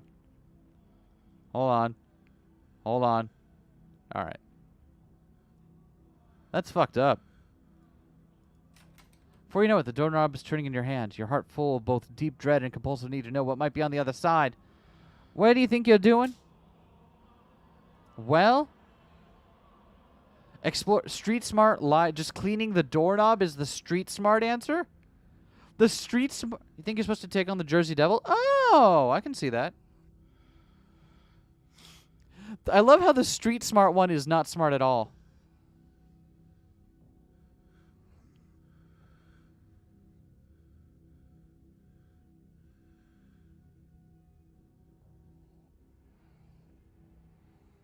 I need to see what's behind this door. No, you don't. You need to wash your hands, eat dinner, and get the hell out of my house. I won't let her interrupt you. You need to know what's behind the door. Oh, no, you don't. Come on, wash your hands and sit down. She grabs you by the shoulder, yanking you away.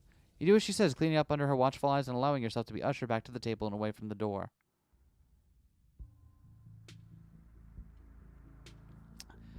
How come the street smart lie couldn't have been like, oh, I thought this is where the bathroom is? Also, I love that moment of compulsion. Dinner is already laid out. Dinner rolls, spaghetti, and a light salad. Kanika anxiously picks at her food, Stella nervously talkative. Reese is suddenly quite intense, shoulders tight as a mother perches on the chair next to his. Dr. Kelly's eyes all of you with a sharp, fierce gaze. Really well, the only thing it doesn't explain is the smears. Yeah. That could just be artistic license as well, like, artistic license. Could just be, like, something unique. Sits opposite you at the far end of the table, her features silhouetted against the light of the setting sun in the window behind her. You're in her protectiveness towards Reese. You find it odd that she's seated between the two of you, rather than the other way around. It's almost as though she's guarded, not only towards you and Stella and Kanika, but towards her own son as well. That's not a bad observation, Street Smart. Pills. She slides a few tablets towards Reese. He obediently swallows them. It's excellent, Dr. Kelly. Is the pasta sauce homemade? No, it's from a jar. I worked too many hours to make my own pasta sauce. Well, you have excellent taste in brands. If you ever want any tips on easy home-cooked pasta sauces, you know I... No thanks, Stella. I have the internet if I need recipes. Thanks again for having us, Dr. Kelly. We really appreciate it. You didn't tell me they came by yesterday. You were asleep. I didn't want them to wake you up. You could have told me. Why? They were coming over today anyway. I would just rather know these things is all. Noted. Noted, but you won't do anything about it. Her son will remain in the dark.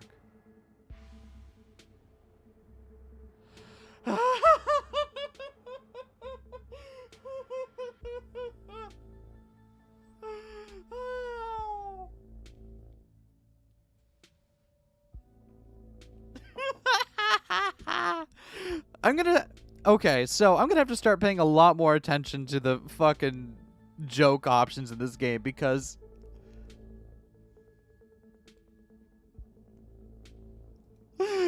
oh, we're doing it. You know, I think I saw a video online about a family like yours. Turns out the mom has been poisoning your kid for 18 years. Dinner table goes quiet. Oh yeah, I think I saw that one too. Wild stuff. Is that so? Silence returns. Seconds feel drawn out like minutes. Dr. Kelly's eyes briefly, nervously glanced toward her son before fitting back to a position of annoyance. Can't help but feel like what you saw went beyond compassionate worry to be genuine fear.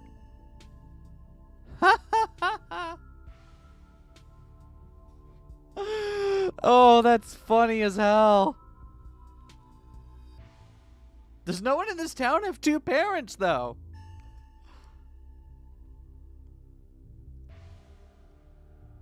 Must break your heart having to isolate your son from the world like this. It's just another unfortunate side effect of his illness. Both of us just had to come to terms with it. Not the way life I wanted for him, but it's life he has to lead. Maybe he doesn't have to. Ow, geez, Kanika, your boots are heavy.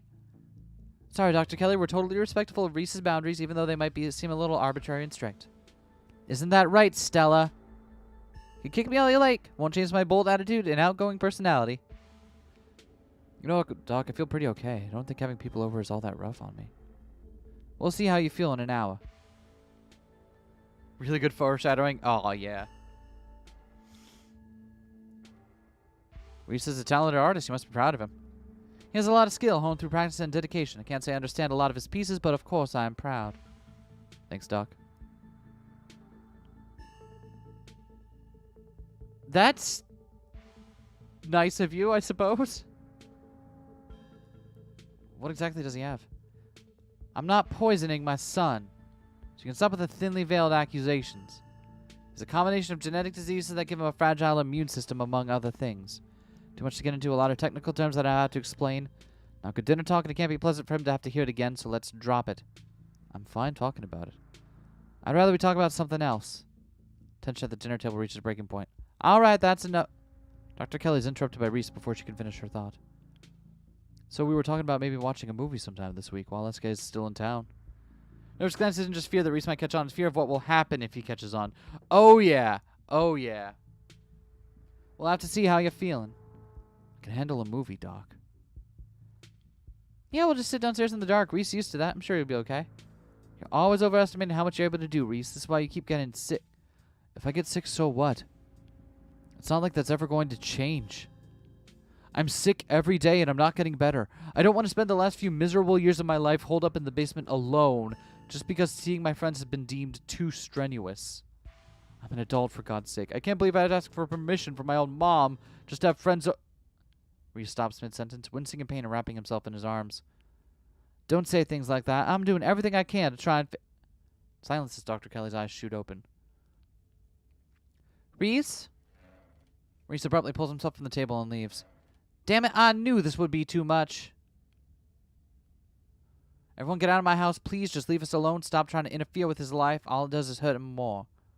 We can't just leave him like this. Not when he needs his friends the most. No, now when he needs me the most. I'm his doctor and I'm his mother.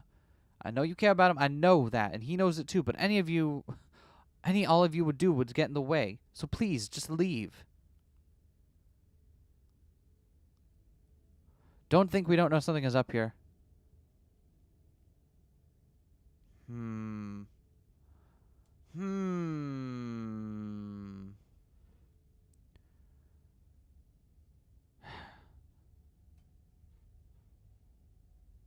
Seemed fine before dinner. Always comes in waves, and I can assure you right now he's very much not fine. Now leave. Three of you are rushed to the door. We'll be back, Reese. Hope you feel better soon. Dr. Kelly shuts the door in your faces. The click of a lock signals the end of your dinner at Reese's. You really think Reese's mom is poisoning him? If she is, I swear to God. She wouldn't. That's just so horrible. Who would do something like that to their own kid and for so long? Always comes in waves, especially when the ricin kicks in. Oh, yeah. No way, y'all are barking up the wrong tree. Seems far-fetched and definitely rare, but I don't think we can rule it out.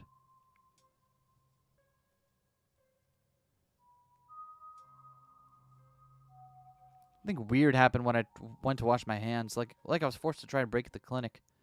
Forced how? Like something was making me go there. I wonder, is it like the carving in the pit last night before you had that seizure? It was kind of like you were hypnotized, right? I wasn't there, but I guess I'll take your word on it. Hypnotism seems like a step up from what we've been dealing with, though. I mean, I don't know. A lot happened last night, but the whole thing was very trance-like. Kind of similar. If there's another carving in there, that'd be so weird. I wonder if it'd give you another vision. Maybe these things have something to do with the ditchlings. You know, Stella really, really seems gung-ho about getting us to have all the visions, doesn't she? I know Sybil is like, it has her own agenda, right? And that we shouldn't necessarily trust everything she says, but if she's right about there's someone being in plain view who is, like, working against us, it would be fucked up if it was Stella. You're not suggesting we go poking around in there, are you? Of course I am. Maybe tomorrow. I am not breaking into Dr. Kelly's clinic based on a bad vibe, Eskay got. Did either of you get the impression that Dr. Kelly's afraid of Reese? She never turned her back towards him. You sure she just wasn't being overprotective? I'm sure that's all that's going on. She has every right to be. I mean, poor guy took 2 bites of food and got sick immediately. Can't imagine what it's like for the both of them to go through. Yeah, but if she was being overprotective, she had at least sat between us and him. She had her back to the window. That's interesting. If anyone should be afraid of anyone in that house, Reese should be afraid of his mom. I think you're both reading into things too much. Dr. Kelly is good people. And Stella really likes to go around poo-pooing the real, what we know is the truth here. Just saying maybe there's more to that dynamic than just him being sick, but it's not like there's much we can do about it right now. Stella's the defense of being a cryptid YouTuber, but also that would be a great cover for trying to get us to interact with the supernatural. Right? Like, it absolutely would be. Could probably go back and forth on this for a while. Let's just get going. The sun is setting. We wouldn't want to miss a second of ghost action. Stella hurries off down the hill, almost as if to run away from what just happened. You and Kanika follow her down the slowly darkening street.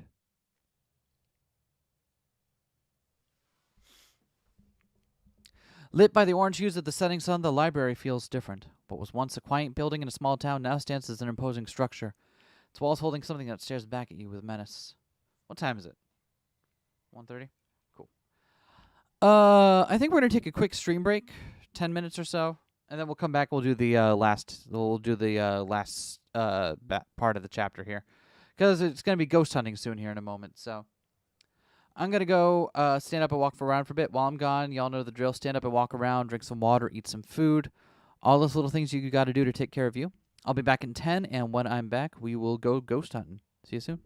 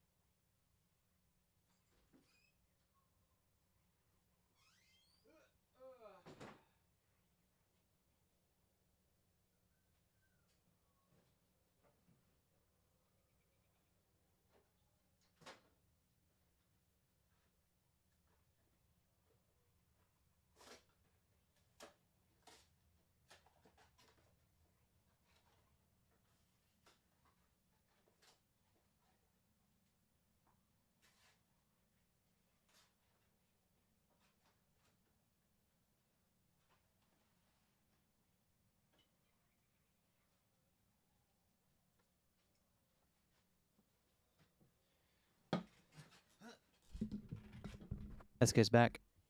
Hello there. Hope you didn't miss me. Or if you did, well, I mean, that's fine. I can't really stop you from doing that, but, like, no real reason to. All right, let's bust some ghosts. That by the orange hues of the setting sun, the library feels different. Return of the Eskay, indeed.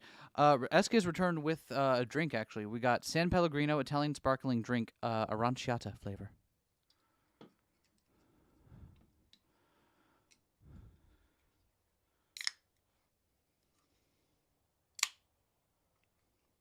Trying to crack it up where the mic can pick it up and not spill it everywhere is actually more difficult than it looks.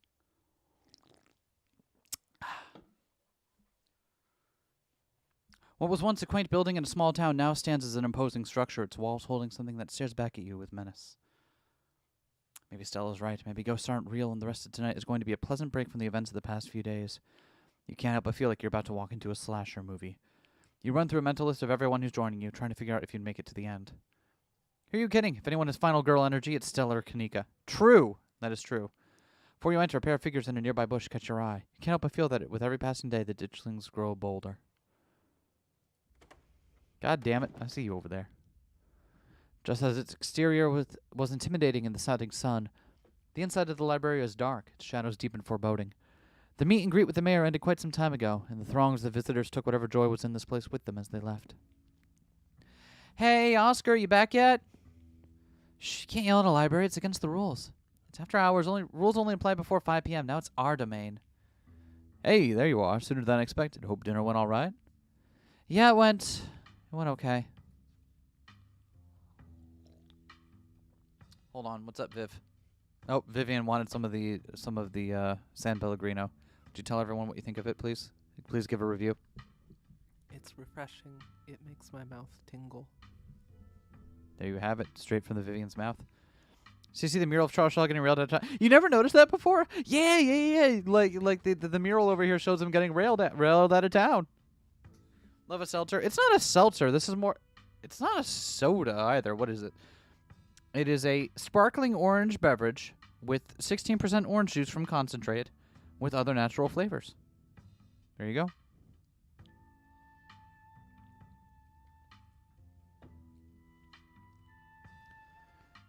I'm sorry to hear that. It's okay. It just means we have more time to hunt ghosts. I've come fully loaded. Got my EMF reader, temperature gauge, spirit box, infrared camera, UV light, video camera, salt, flashlights for everybody in case the ghost messes with the electricity, parabolic microphone, sharpies and paper for automatic writing, matches, and candles for rituals. Oh, and a Ouija board. I know they're toys, but you never know what might come in handy. A Luigi board? A Luigi board? Wow, this is a lot of ghost hunting stuff for something that was so last minute. Do you just have this stuff ready to go in a bug-out bag or something? Of course I do. I actually stashed a couple of bags here overnight after I got back from the mines. Pardon me? I was about to carry everything all around all day, so we can go in late and pop out and grab more stuff when things start getting spooky. May never found any compelling evidence of ghosts, but that's not for lack of trying. Ooh, honey. And after last night, I'm more than ready to try again. Hey there, hope I'm not too late. Haven't missed any creepy paranormal stuff. Avery, glad you can make it. More pairs of hands we have, the more equipment we can carry. Sure thing. Always happy to offer a hand or two. Now we're Zane. Glad there'll be someone else with a level head here tonight. Whoa, is that an EMF reader? Never seen one in person. Look at all this stuff. Spirit box, parabolic microphone. Y'all really covered your bases. Maybe I spoke too soon. You know me, Kanika? You know me, Kanika. I'm as level-headed as they come. I'm just not ready to rule out the weird paranormal stuff. When people tell me they saw a ghost, who am I to say they didn't? I mean, y'all apparently saw some really unexplainable stuff on Monday, and that mind was only collapsing again after 100 years while you were there. I'm just saying, anything seems possible right now. That's the Luigi board. How is pregnant formed? God damn it. Got a bad feeling about this. There were ditchlings in the bushes outside. Who knows how many more are lurking around here? Are those monsters you saw in the woods? Just once I like to actually see some of this stuff myself. Trust me, you don't. If Sybil's right, we're only going to see more of them as time goes on. We can't let them get in the way of things.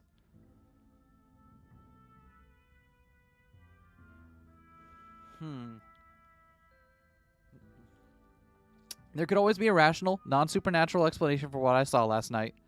Like aliens.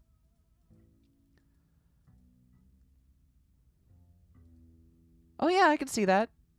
Nope, no way, we're not going down that route. It's just a mind collapse. You know, given how thick this game loves its foreshadowing and how many times we have the option to say something about aliens, it would be really funny.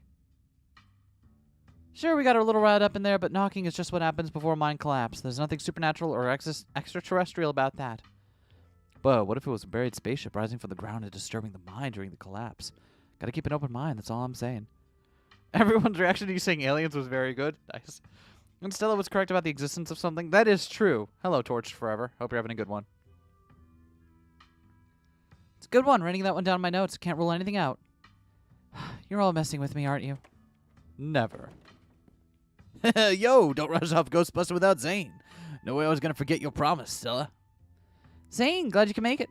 I was confronted with my own mortality for the first time yesterday, and so I'm desperate for answers about the afterlife to ease my troubled mind. He's wearing his Zane shirt that says Zane on it now. I love that for him. Now let's go mess with some ghosts.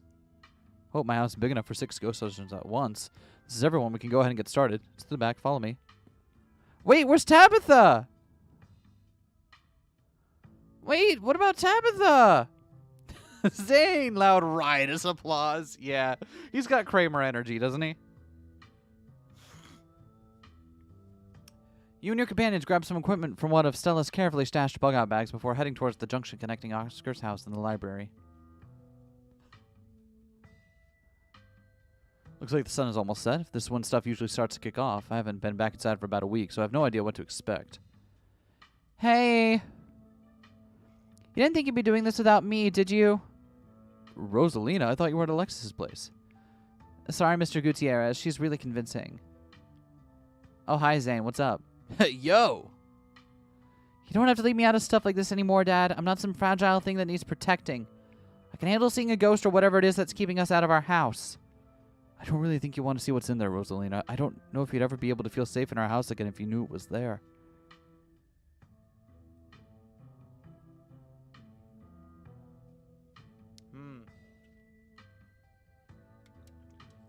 Zane's coming. It's not like tonight's adults-only event.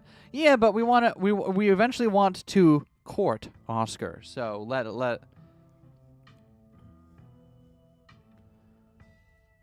her come with us. It's her house too. Exactly. And come on, Dad. If you're letting Zane tag along, Alexis and I have every right to be there too. She's got a good point, Mr. G. Yeah, we can totally handle this. Okay. I'm sorry, Rosa. Just let me know if it gets to be too much and you want to leave, okay? Thanks, Dad. Now let's get our house back. The solution will be aliens. Supernatural aliens. Look at everyone we got in here. You'd all cross over the threshold and enter Oscar's living room. Family photos line the walls, and stacks of books sit comfortably on wooden furniture. Aside from the painting on the floor, this living room feels too normal. Too human to be haunted.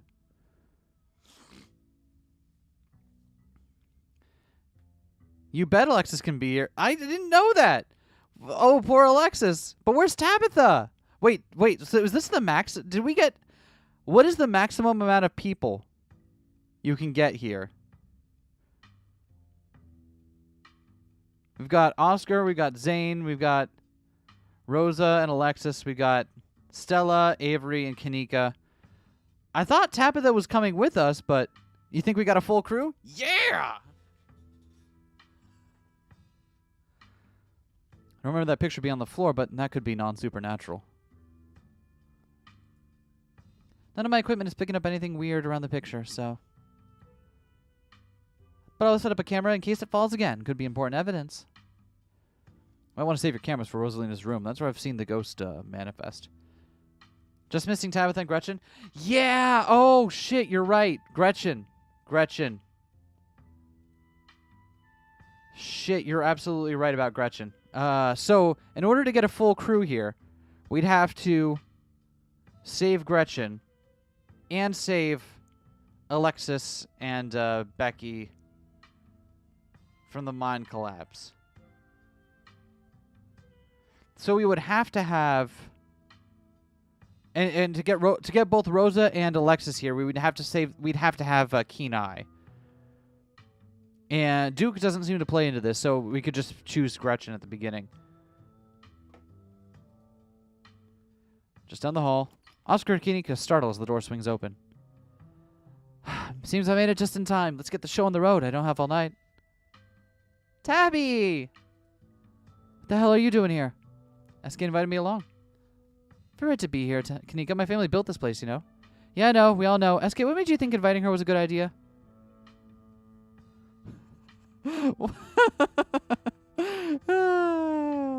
She's my cousin. She just wants to make sure I don't get hurt.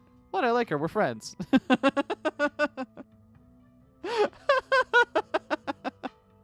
Hi, Tabby. Also, look at how like fucking pale she is compared to like her color palette, right? Is so washed out and grayed compared to literally everyone else. I thought it would be funny. I did think it would be funny.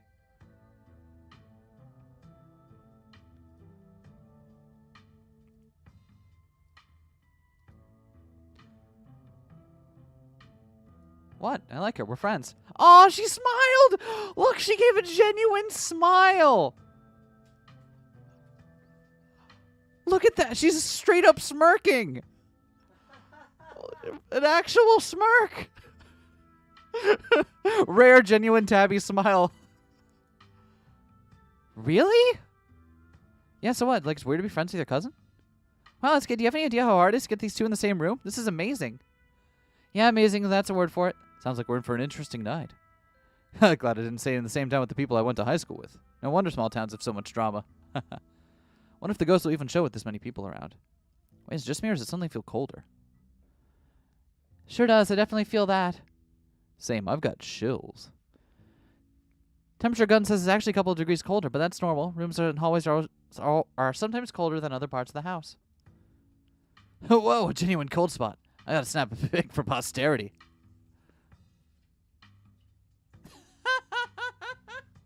Thanks, Zane. That's it. This isn't very scary.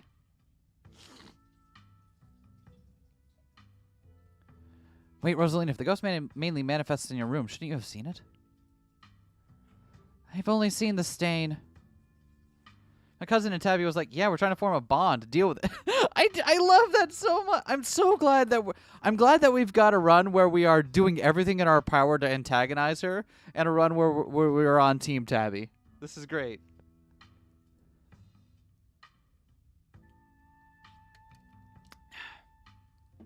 Dad made me switch rooms with him way before we moved out. Once I had to let my daughter sleep in a haunted bedroom. Spent most of my nights on the couch before we set up shop at the library. Even if there is something back there, I'm not scared of it. I'm mad at it. Y'all are so brave. I'd be terrified sleeping somewhere that might have a ghost. All right, gang, I think we'll cover more ground if we split up and search for clues.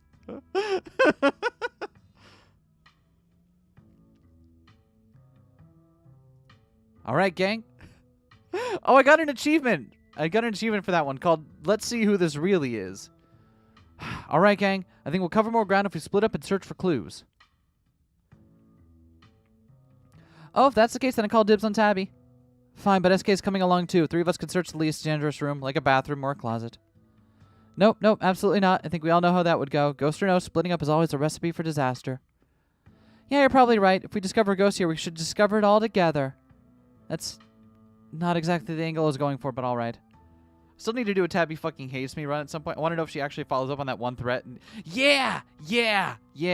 Like, in the Two Queers playthrough, we were we started out trying to be friendly with her, and it didn't really work out. So we gave up on it at some point, and I think the line was drawn where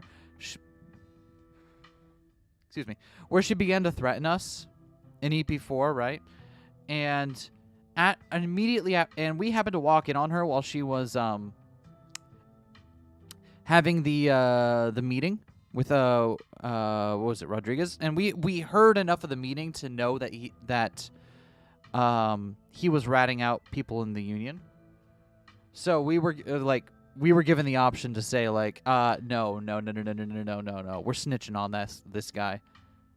And Kinika, who's like, normally I hate snitches, but snitching on a snitch seems fine. Especially when it's, helping out a union. Yo, once we found the ghost, how are we going to get rid of it? Like, how does one bust such a thing? Here's my question. Do we think there's something more to Zane, or is Zane here just to be, like, the comic relief character that really doesn't play into anything else? Like, he is just here to be a goofy counterpoint because we all need some levity now and then, right? Well, my ghost hunting kit has symbols from every major religion, sorted holy books, a bunch of salt, some jars for ectoplasm. And if worse comes to worse, we can always use the Ouija board to politely ask it to leave. Aren't Ouija boards cursed? Are you sure that wouldn't make it mad or invite a demon into the house or something? Even without being directly mean to Kanika, she really doesn't like me on my tabby run. Yeah. She doesn't like Tabby. And doing things that get you in with Tabby are not likely to get you in with Kanika. Ouija boards are toys. The only power they have is scaring kids at slumber parties. That sounds like fun to me. Might as well try, right? What's the worst that could happen? Make the ghost mad and gives us some more evidence? Sounds like a win-win. I'd rather not take the chance. One ghost is enough to deal with. I don't much like the thought of opening a door for something worse. I've never been this superstitious, Dad. This ghost really has you freaked out. Okay. Oscar takes a deep breath before continuing. Let's head to Rosalina's room. Follow me. Man, how many people did we get in here? 3, 4, 5, 6, 7, 8. And then ourselves. That's 9. Sans Gretchen, that's... Wow. Tabby has to sit in the window? Ah, that's so good. And that feeling again. Like the mines, like the door to the clinic. A dusty, suffocating, dizzying feeling. Something is in this house, though whether it's a ghost or something worse, you aren't sure. Wow. This is where I've seen it. It appears on top of the stain. Yeah, that's got to be difficult to scrub out. Does the county own this house? Do they know about the damaged carpet? Have you seen your house? I don't see how that's relevant. Weird, I'm not getting anything. It's not even cold. Same temperature as the living room. Nothing on the EMF either. Then your equipment is wrong. The stain is definitely paranormal. I've scrubbed it out too many times to count, and it just keeps coming back. Just a stain, Dad. Can we cover it back up? I don't mind sleeping in here. Maybe we have to scrub it out first. Could that be the paranormal stuff we'll activate if we give it a reason to? Oh, good idea. Never heard of a bleach-activated ghost before. You don't use... No, never heard of a bleach-activated ghost before. Don't use bleach to clean a carpet, Tabitha. Should see what Alexis will even do here. Me too. Who is she going to play? Whatever. How was I supposed to know that? Not everybody gets to learn how to clean things. If y'all are offering free carpet cleaning, be my guest. Ghost blood. You tried tearing up the carpet? In a house owned by the government? Nope, I'm not messing with their carpets. I'd rather scrub out ghost blood of the carpet every day than have the government take me to court for destroying their property. Don't worry. I'm sure they'll just take you to court for neglect instead. Did it not occur to you that there could be a leaky pipe under the floor? Hate to agree with Tabitha on anything, but it seems like some kind of structural damage does seem likely. Tearing up the carpet doesn't seem like such a bad idea. Plus, there might be something written under there! In blood! Only one way to be sure. Stella excitedly starts tugging at the corner of the carpet. Oh, dear. You're doing the government a favor, really. We'll cover for you so you don't have to sweat it. Stella pulls back the carpet, revealing a hatch. The floor around it stained reddish-brown. There's a broken seal around its edges. Whoever carpeted over this hatch didn't want anyone going down there. What if there isn't a ghost after all? What if somebody, like, lives down there? Okay, maybe I don't want to sleep in here, actually. There's a broken seal around its edges. Someone doesn't want us down there. Yeah, but how long ago was it sealed up? Whoever did this has got to be long gone, right? There's no basement in this house. At least we weren't told about a basement. And look, all the red stuff is coming from underneath. Oh yeah, this is super haunted, all right. You got a basement chock full of ghosts. I can just feel it. Still, no readings, though. None of the equipment has made a sound. Of course not. You all know last month was super rainy, right? It's clearly been a long time since anyone stepped foot in the basement or crawl space or whatever it is under that hatch. Must be a leak that flooded the whole area under the house. Water dissolved the caulk around the edge and leaked through the carpet, and it's red because North Carolina has red-ass dirt. It's as simple as that. It's not mud, it's blood. It's human blood. I tested it. Well, you tested it wrong. The two of them. It can't be blood, right? Kanika's right. You've got a muddy floor, and that's why it's so cold in here, too. Wet dirt under the house. Congratulations, we solved your ghost problem. No way. Someone hatched in the floor that someone tried to seal up? We're not leaving until we know what's down there. I'm with Stella. This is my room, and I want to know what's down there. Have you considered they might be sailing up because it's unsafe? Uh-oh. You think the flooding could have made the house unstable? I'm all in on ghost hunting, but I don't know if I could crawl into another dangerous crevice. Oh, after the mine. I'm going for it.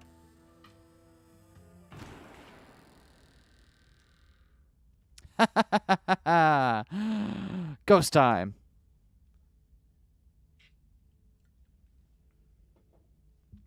You come to in Oscar's living room. You can't tell what time it is, and your friends are nowhere in sight. The building feels colder, and there's something about the air that feels wrong. It's stale, with an undercurrent of mold and earth. It makes you feel claustrophobic, as though you're in a coffin, each breath depleting what little oxygen is left. Yeah! Yeah! Tabitha, ghost time! How did we end up back here? Where is everyone? Did we pass out again? What, was there a gas leak in the basement or something? Some friend Stella turned out to be. She keeps ditching me. Fanny, some kind of weird family thing? Okay. What the hell is going on? Maybe it's another gas pocket or mold or something shaken loose by the collapse yesterday. I don't know. This isn't exactly a normal occurrence for me, so now let's get the hell out of here before the bad air gives us brain damage. Our cousin marches to the front door and opens it. Why? Why does it look like Oscar's house is in front of us? Didn't we just leave? I must be misremembering things. Let's go.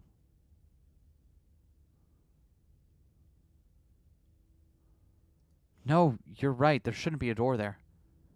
Clearly, whatever's in that basement was messing with our heads. We just left Oscar's house. The library has to be on the other side of that door. Two of you cross the hallway and open the door.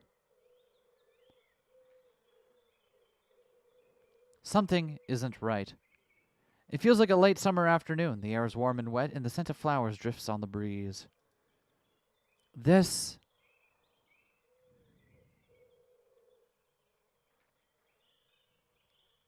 It's one of the bad omens we found. I don't know if that was one of the bad omens, but... Tabitha, please tell me I'm not the only one seeing that scratchy shadow in the distance. You're not. What the hell is that thing? Am I having a stroke? Are you having a stroke? Are we both having the same stroke at the same time? I love witch rabbits. Me too! Me too! That's one hell of a gas leak. Yeah, it is. Is that one of the bad omens they found in the... No, I don't think that's a ditchling. Is it? Creature behind the thorns. What creature are we talking about here?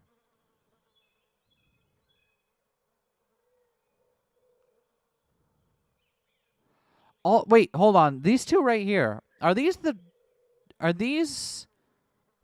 fountain in the backyard of the estate? Is that what those two are? Off to the left? Oh, yeah, you're right.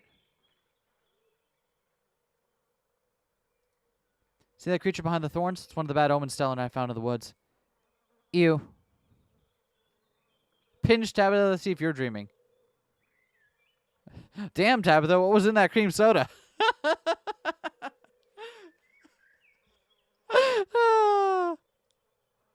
Damn, Tabitha, what was in that cream soda?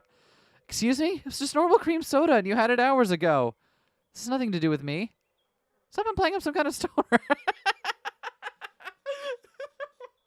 She looks really hurt that we keep making stoner jokes. I'm so sorry. I'm so sorry, Tabitha. I didn't realize it was...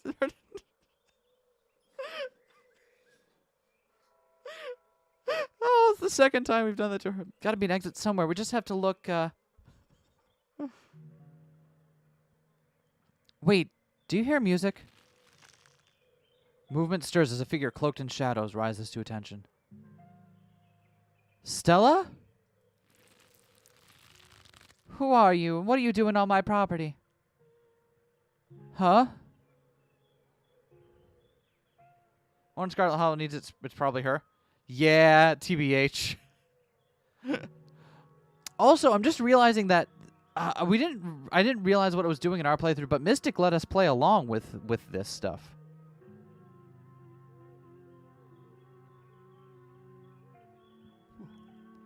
Holy shit, Sella, you scared me. Yeah, cut it out. Did you say Eddie? No one's called me that in a long time. It's Edwardine now. I'm not a child anymore. Edwardine. Eddie. Oh, you've got to be kidding me.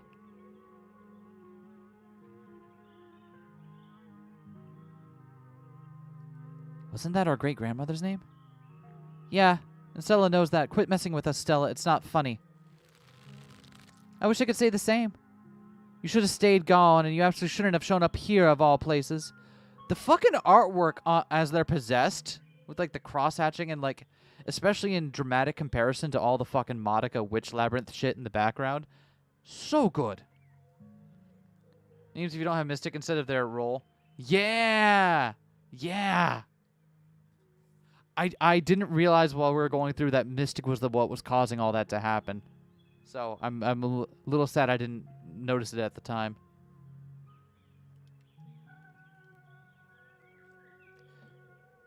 If you're caught, then I don't think you understand what Father might do.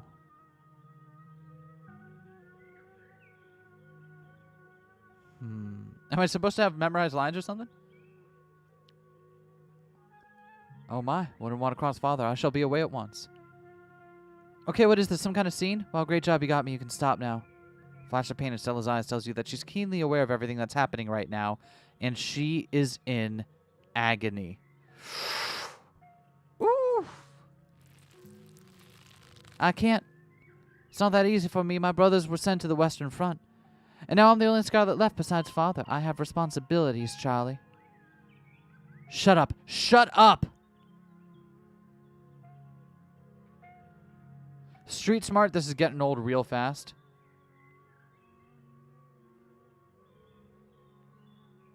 Is Stella the ghost? I've been talking to a ghost this whole time?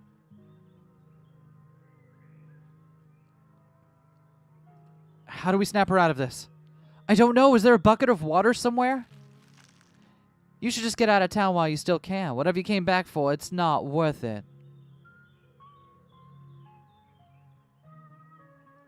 Let her go, please. She's gone, along with the shadow in the corner of the room. Come on, we must have taken a wrong door out of the annex. We're getting out of here before anything else happens. Hold my hand, do you need to hold my hand? Are you scared? Hold my hand, Debbie. I'm scared. Shoulder hands for safety now because either of us is scared. Let's get the hell out of here. We have to go after Stella. Absolutely not. We are not being drawn deeper into this weird garden, greenhouse, whatever it is. She yanks your arm, pulling you back the way you came. Where did the annex go?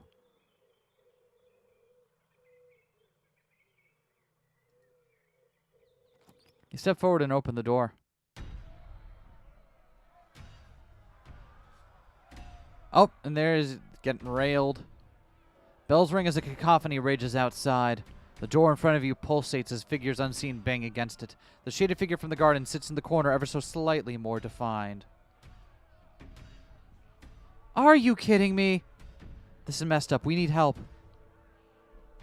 God, please let this call go through. Tabitha anxiously taps her foot as she waits for the phone to connect. Hey, it's... What?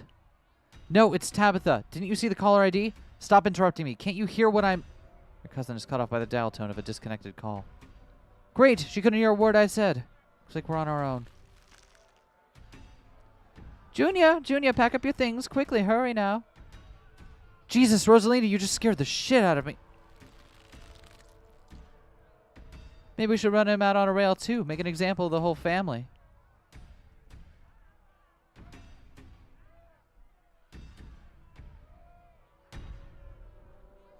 Wait, we can just grab Tabitha, turn around, and just leave? The call despite, well... Yeah, that's such a cute little touch.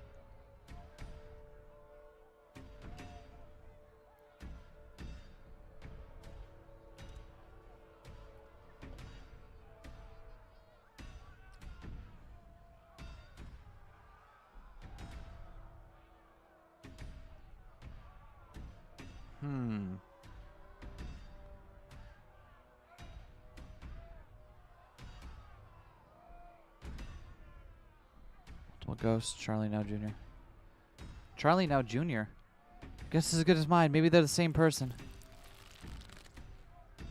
Please, he's only a child. We'll leave peacefully. Just give us a little time. They were only children, too. My boy was in there. Why should I give Junior here all the time in the world to gather his little toys and fancy clothes? God, Alexis. My boy didn't have that kind of luxury. Oh.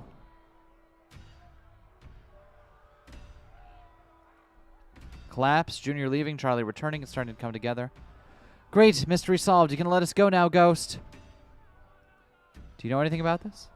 All I know is that Charles Shaw's family left town. Okay, they were run out of town. I don't know anything else, but that's the honest truth. Quit grilling me.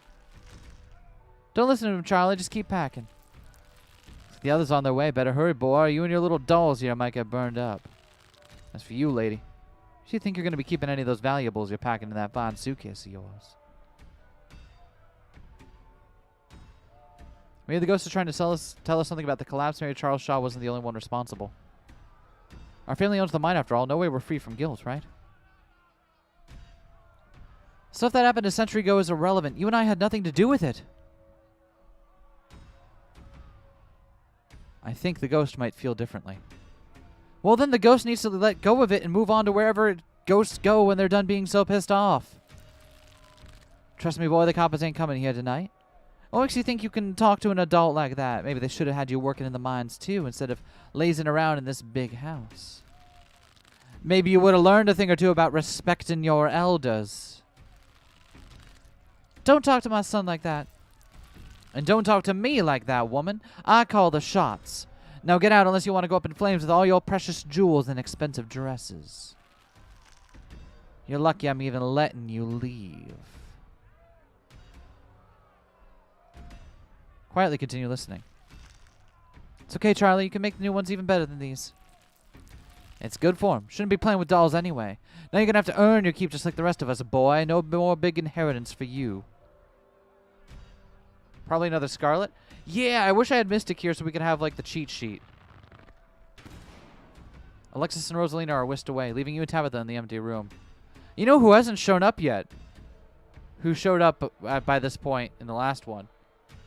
Wayne. As they depart, the front door stops pounding and opens into a beckoning white void. We're in hell. We both died, and we're in hell.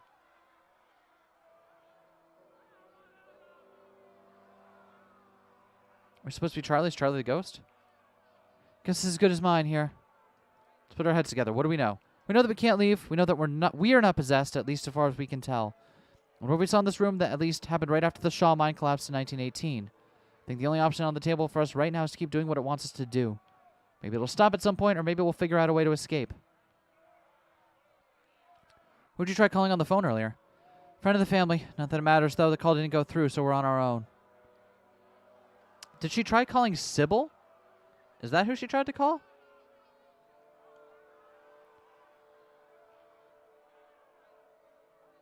Can Mindstorm with Tabitha here? Yeah. Do a little brainstorming? Yeah. Only one way to get through the end of it. Shall we? Let's get this over with.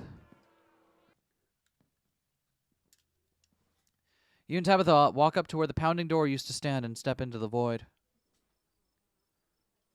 You're outside and it's night, a false moon looming massive in the painted sky. The night feels thick and warm, the insects are lively, their calls unnaturally tinny.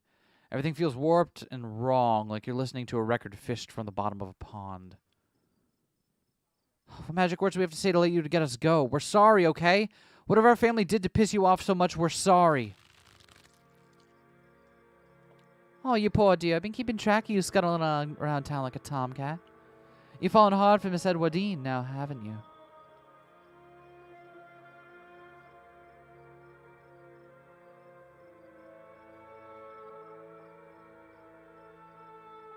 Just means the shadow keep getting closer. It's not just you. There's no need to be embarrassed now. Your secret is safe with me. You know I never did approve of what the Scarlets did to your family and what it did to the two of you youngins. Childhood sweethearts, just think of how lovely it would be if you could just be happy together. That's what you want now, isn't it? more to this haunting other than the collapse. I don't think I want to know so much about some fling my great-grandmother had. It's definitely too much information. And it really has nothing to do with me. I'm sure by now you've realized the young lady doesn't plan on leaving with you, but it's not for lack of desire, as you well know. It's Enoch. Even if you dragged her over the town limits, his hold over her would make her sure neither of you were ever happy again. Just think of what happened to your poor mother and father. Do you want that to be the two of you? What do you know about Enoch, Tabitha? Our great-great-grandfather, he was in charge of the mines and they collapsed. Besides that, I don't actually know much about the man. Really interesting insights in these rooms, too. I really appreciate that none of the traits feel useless, if anything. Yeah, the devs really went the extra mile making sure the traits really feel useful no matter what's going on. Theme the possessions, like who's playing what role. Was the ghost mad because Edward and Charlie's romance didn't work out?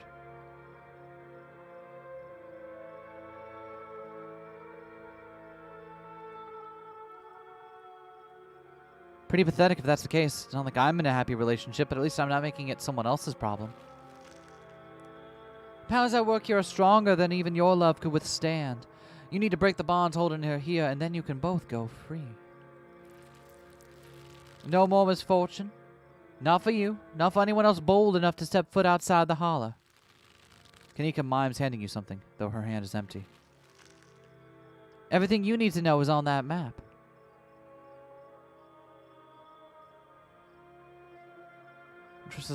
Okay, we got options here. Symbolism of these rooms could be helpful if I think I could parse some of it.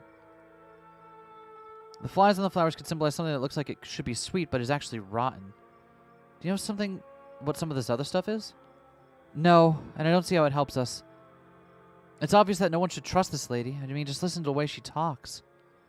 I don't need a fly-infested flower to tell me something is up with her. And that's where you find them. You need her there. And then read what I've written down and be careful. Good luck to the both of you. I hope you get your happiness. And then she's gone. Tabitha sighs. Okay, let's find the way out. Unless you have any ideas, I don't think there's anything else we can do until we get to the end or until we die. Whichever. Before the two of you can leave, a smell hits you. Sweating, suffocated flesh, with a tinge of the saccharine and stomach-churning scent of decay. Hi, Wayne. What voice did we give Wayne on this playthrough? I don't remember what voice we gave him. Giving him like death growl voice. There you are. Something like that. Looks sweet but is rotten. Huh. Yeah. It's the boy! It's the lad! I would have found you sooner, but the resident clearly doesn't want me here. Doesn't seem to have the same issue with this miserable little parasites, though. Goop BF? Yeah. Bottom feeders always manage to slip through the cracks, don't they?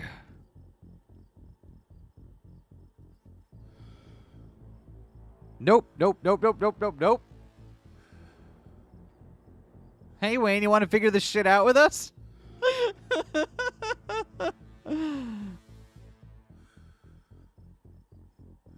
Went in for the Wayne plush this morning. Merry Christmas to you. Aw, yeah. That's awesome. Is this the last day to do it? You have until the 12th, right? So I've got a little time to... Yeah, I might do it. I should do that. How did you get in here? You say that like it would be hard. Creatures like this are all smoke and mirrors. No substance. No real power. Just enough to keep you both going in circles. Trying to romance Wayne is really great because Wayne comes out of a wall and crushes a ditchling to death, and I'm like, hey, how's it going, buddy? Tabitha grabs your arm, her grip tight and nervous. We are getting out of here. What an unfortunate situation you've been dragged into, Eskay. Why can't you just do as I ask and stay out of trouble? But that girl won't let you, will she? Stella, is that her name? Perhaps I should pay her a visit soon if she makes it out alive. Oh, shit. Oh, shit. So Wayne has come to that same conclusion that maybe it's Stella the reason that we keep getting dragged into this stuff. And we see him go find her at the end of EP4. Because we romanced Stella in the Two Queers Play route. And he shows up at her house that evening. He wasn't there for us. He was there for her. The hot trait can be like, it was really hot when he killed that thing with this boot. And everyone who hears you say that visibly hates it.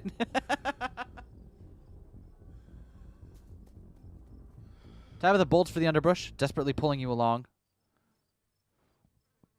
Stella.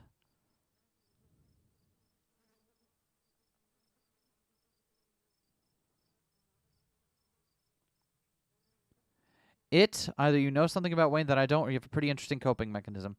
So Wayne is connected to the ditchlings. Tell me now, did you kill Sam Wayne? Hey, are you alright? That couldn't have been easy for you to see. I'm really not. I'm sorry. Can we just leave? Pretend we didn't see anything, please? Tabitha wants to keep putting this off. That's alright. Two of you step out from the bush and into a long wooden corridor lined by bottles and rails. A figure rises to attention, blocking your way. I'm afraid he doesn't have long. If there's anything you need to say to him, I'd say it now.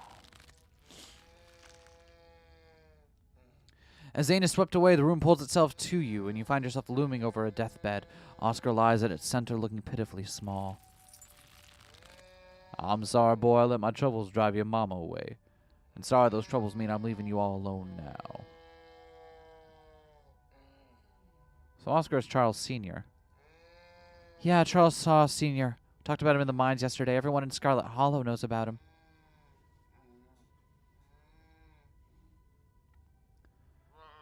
But they don't know about his son. No, they don't. This is honestly the first I'm hearing about the guy. Damn it, Junior, how many times do I have to tell you? I tried to stop it from happening, but that damned snake Enoch went behind my back. Oh, what bullshit.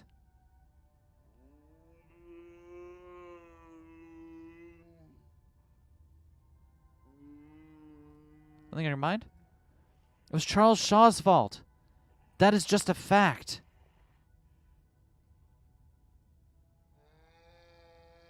That is the written history, right? You know what they say about history, written by the victors. And Charles Sr. was clearly not a victor. As if the Scarlets were any kind of victors themselves. Claps hurt their reputation too, you know. It took years for the mind to recover. You're right. I've been using that excuse for too many years. At a certain point, a man has to accept when he's dug his own grave. They may have rubbed me out, but they didn't put the bottle in my hand. Still. They destroyed our legacy, boy. Both our names and are cursed with that history. I'll be dead and gone soon, but I won't be able to rest. Not until our name is cleared. Not until you can pass on this name with pride. This is my only request, Charlie. Go back there and tell people the truth. Try to find proof. I don't know what you have to do, but please. I know it ain't be the best father, but I ain't no murderer.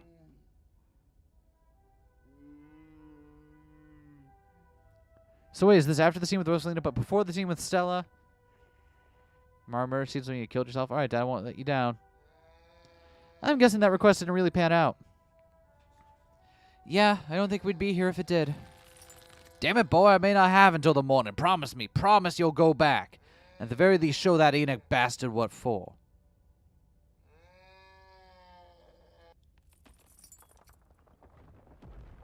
You watch as Oscar's body seizes and falls through the sheets, taking the rattling pile of bottles with him. This ghost is so full of it. Your cousin steps forward and disappears through the hole left in the bed, leaving you to follow. I like Tabitha's commentary on this. Do another Wayne run with Hot instead of Mystic Street Smarts. That would be pretty cool. Find yourself pressed uncomfortably against a trellis. A small castle sits off to one side of the wall, and the bars of the prison loom over both of it and you. Climbing up the trellis again, huh? How very Romeo and Juliet of you. No need to run off. I won't tell the old man. You gotten sloppy. You should try to be more careful if you don't want him putting you in an early grave. bars metaphorical or are they real? You keep asking things like I know any better than you do. We've both been seeing the same rooms. You do know. You wouldn't be so nervous if you didn't. I'm nervous because we're trapped in a ghost realm and forced to watch a bunch of skits where real human beings are used as puppets. Get off my back. For all we know, none of this even happened. If any of this did happen, who's to say this is even close to an accurate interpretation? We're watching the memories of a dead man. No, not one of her brothers. I'm a prisoner. Another victim of the scarlet lies. Like you, Charles Shaw. Tabitha, does our family have a history of locking folks up in some sort of rich people dungeon? What is this what's in the Forbidden Wing?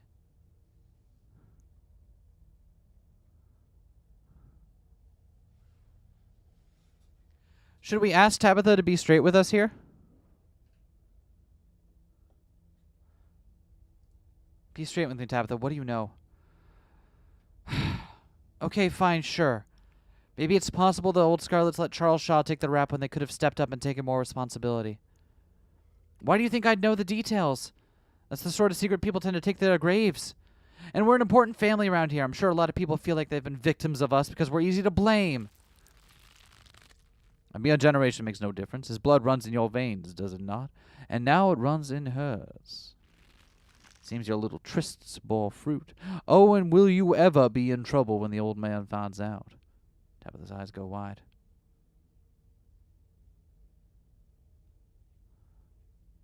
You do know who this is? Quit dodging the question.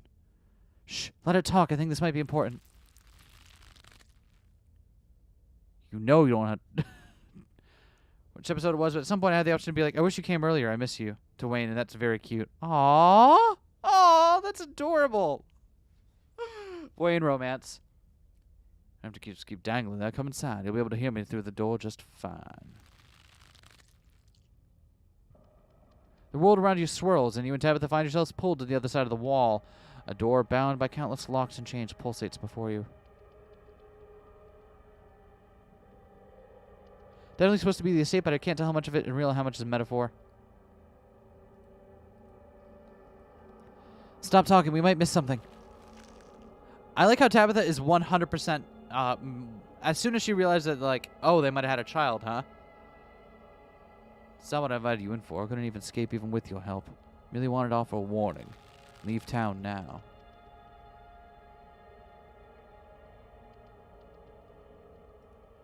Maintain your silence. You can't take it with you. It's not possible. You can almost stay and die, but if I were you, I would use my healthy legs and run as far away from Scarlet Hollow as possible. You hear the beaches are nice. Why don't you take a permanent vacation there? I'm guessing he doesn't do that. Yeah.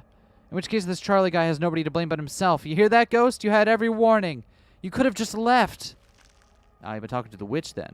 How interesting. So, the witch, they say as if Sybil's been around for that long, huh?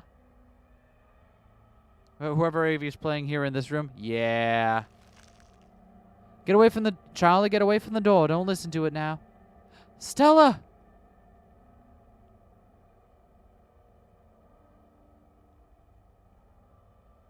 Promise we'll figure out how to free you soon, Stella. There can't be much more to these memories. I hope we do. How does it know that? Oh, goodbye. It's just too much. I just want to go home. Do you feel sick? I feel sick.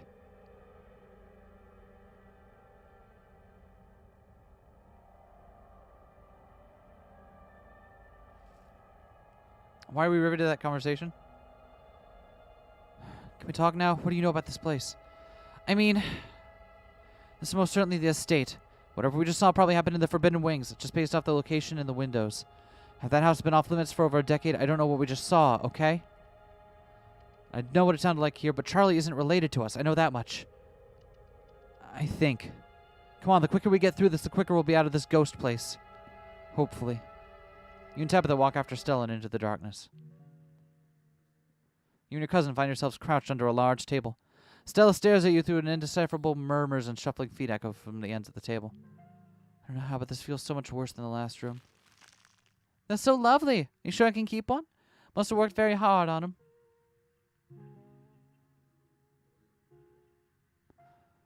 Music, the same song started playing when Stella first showed up.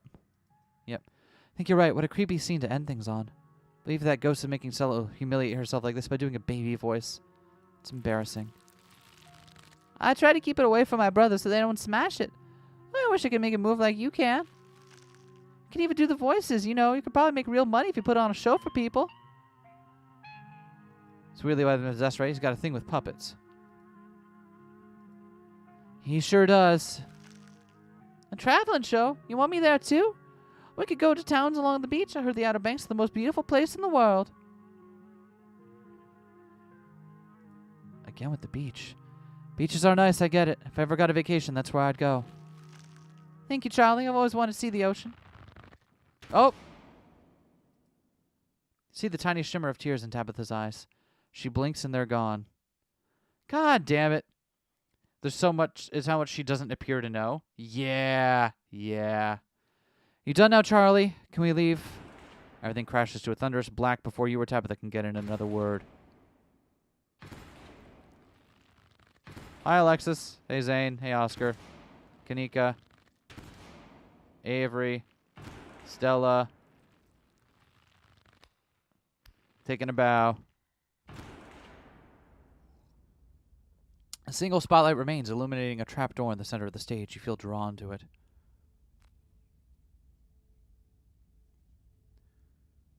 We're back in Rosalina's room? We must be. Which one of us is going to open it? You wordlessly step towards the trapdoor and open it. It creaks open all on its own. God, this is so much worse than opening it ourselves. You and Tabitha are shoved from behind and tumble through the hatch. Oh, there's the seal. Yep. Took some digging, but it's there. The map was right. That means there's hope, Eddie. Whatever it is Enoch did, we can undo it. We can be happy together.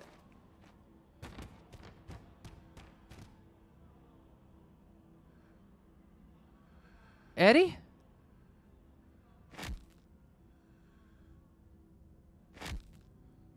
Well, dicks.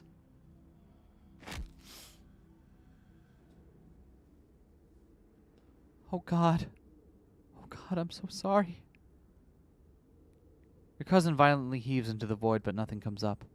There's nothing here. This place is completely empty. Pretending not to understand what happened to the mine, but this is mostly convincing she probably genuinely doesn't know much about on-estate stuff. Yeah. See the tear running down her cheek at the end? She was conflicted.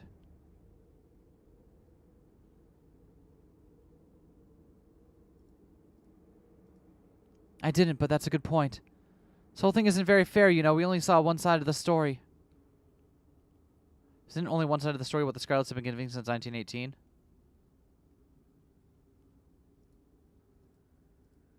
Shut up. What now? Do you repent? Do you repent for your crimes?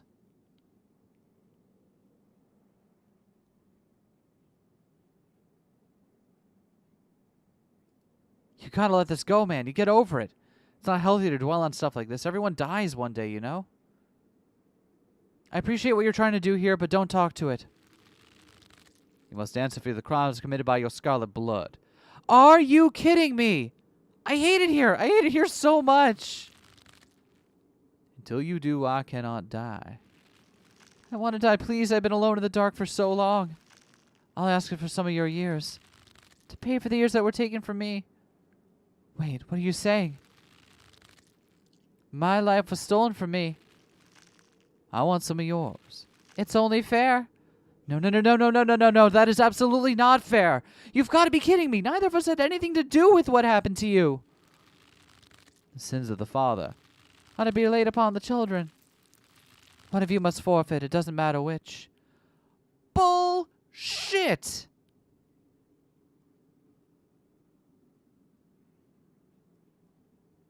And what happens if we refuse? Then I will stay. I will stay until I get what I'm owed. Tabitha's right. This is bullshit. We're not giving you a goddamn thing. But the spirit ignores you and your cousin's protestations. The sentence has been handed down. Make your choice. She did call Sybil. Now that she's the cat, knows more than she lets on, but I don't think she knows enough to be actively malicious with it. Yeah, that's fair, that's fair. I hope I didn't come too late. Mom? All of you better get out of here before the spirit regains its composure. That's certainly a strong one, isn't it? Don't worry about the others. They're safe. I got your call, Tabitha, but it was definitely not easy getting down here. Get us out of this pit, Sybil. Tabitha, I don't think it's wise to leave something like this where anyone could stumble across it. Why is that our problem? It wants something, doesn't it? And I think you know which one of you should volunteer. You must be joking. You're the eldest cousin. You're the one who's actually lived in this town. It's only right. Absolutely not. We should just leave. I'm not giving in to the demands of some dead guy. Sybil, why? See, that's what I think Sybil's angle on this is, that Sybil just wants what it will keep the town safe in a mystical sense. And she knows this won't go away unless it's dealt with. So from her perspective, it has to be someone.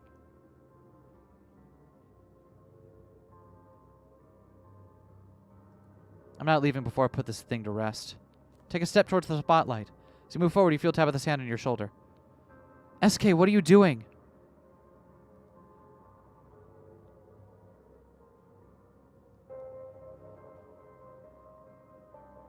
Whatever happens next, I want you to remember it for the rest of your life. Doing something you never had the guts to do yourself. Our family ruined Charlie's life. We have a responsibility to make it right. Just want Charlie to be at peace. I don't...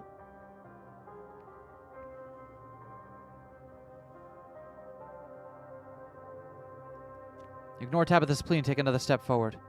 No! I'm not letting something like this happen to you. Let's get this over with. What? Oh shit, no, Tabitha! We were gonna do it! No, Tabitha! I got an achievement called The Illusion of Choice. Tabby, no! Fuck! Tabitha steps into the spotlight. Everything crashes to black. So glad I bonded with her on my book smarts run. Oof. Yeah.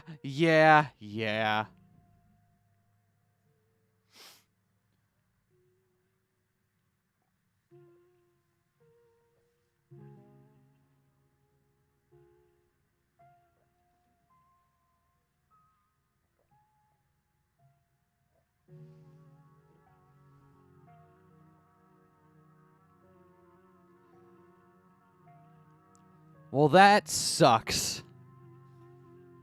I didn't realize she would do it for us. Oof.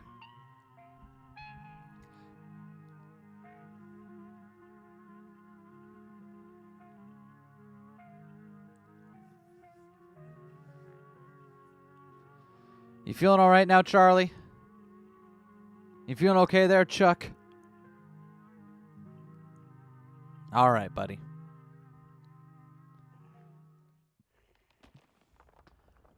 I got an achievement called Are to be Laid Upon the Children. Always do if she likes you enough, or is there a way to get her to let you do it? I don't know. I wonder if, because you can get her to come along, right? But what if you piss her off enough? You come to in a basement. It's cold and wet, and a mound of dirt sits before you.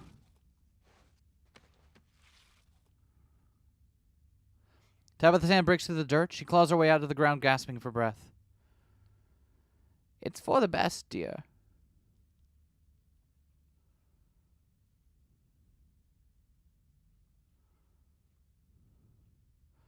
Tabitha, are you all right? Your cousin doesn't say anything in response.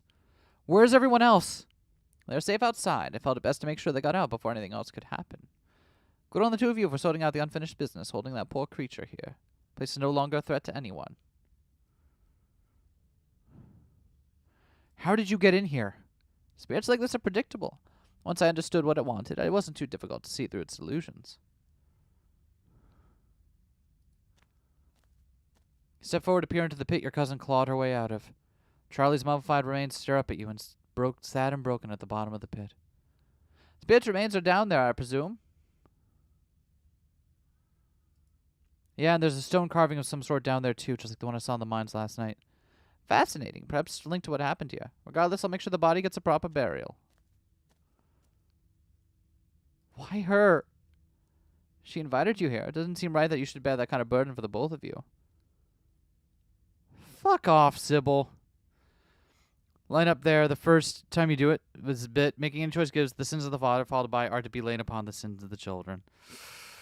Oof. Like she enough, she won't let you do it. She let me do it in my first playthrough. Oh, okay. So we got her to like us too much. Oh, no. So you want to get her to like enough that she'll come along with you, but not so much that she'll... God damn it. This thing's weak about the ghost resident act, but act very differently about it? Yes. Come on, Tabitha. Let's get out of here. Tabitha stumbles to her feet and walks with you through the stairs. The ghost wasn't lying about wanting years of her life. The lines in her face now mark your cousin as the cusp of middle age. Oh! You're outside. It's real this time. A cool autumn breeze blows small piles of dried leaves across the steps of the library. I'm parked just over there. Let's head back. I feel like shit. Tabitha doesn't wait for a response, pushing past you and heading toward the car. I'm gonna peace out too. Back-to-back encounters with my own mortality, man. I've got a lot to ponder. Oh no!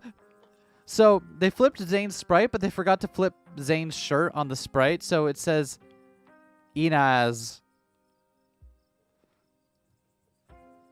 See you, Rosalina. See you, Alexis. Zane walks off down the road. I'm so sorry I wasn't there for you early in the night. I had no idea what you all were planning to do. How were we supposed to know it would be like that?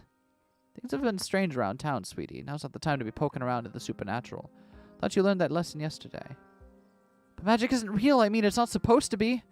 God, that hurt. Everything is so sore. My bones were meant to bend like that. I'm going to be hurting for a few days at least. Eskay, is it,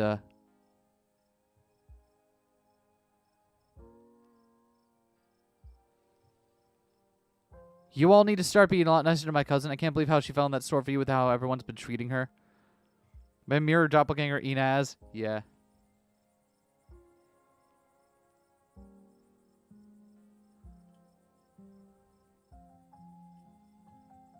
My cousin gave up years of her life for you to live there. I hope it's worth it.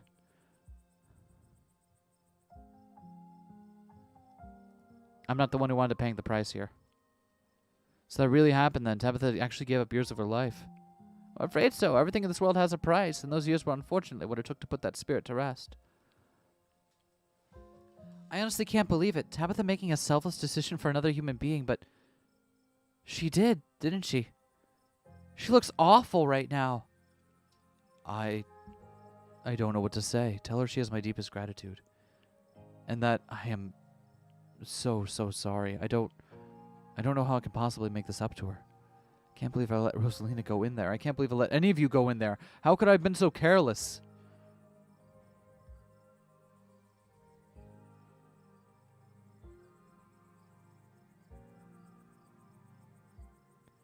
You actually tried pretty hard to warn us about things, Oscar. None of us took you seriously enough.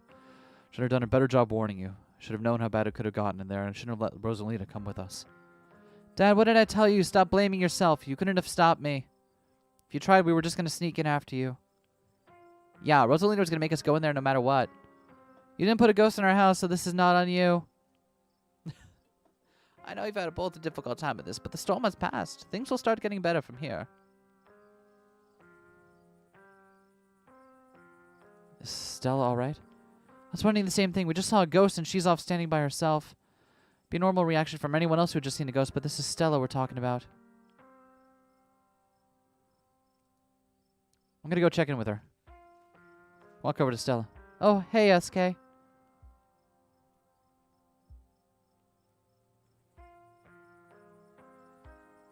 Are you alright? Sorry, I can't talk right now. I'll see you later, okay? She hurries off down the road. Well, shit.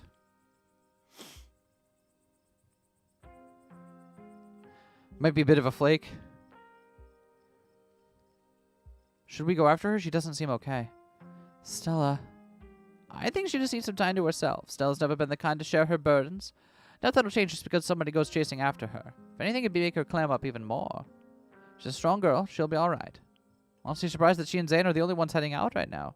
Each and every one of you needs rest after what you've been through tonight. Especially you, Kanika. We don't want that cold of yours to get any worse. Why does she keep talking about giving Kanika a cold?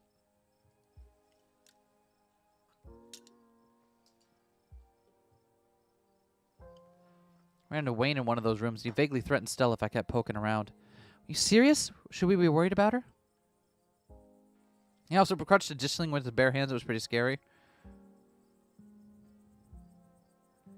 New tweet about romance options? I didn't see the dev's new tweet about romance options. I should look that up.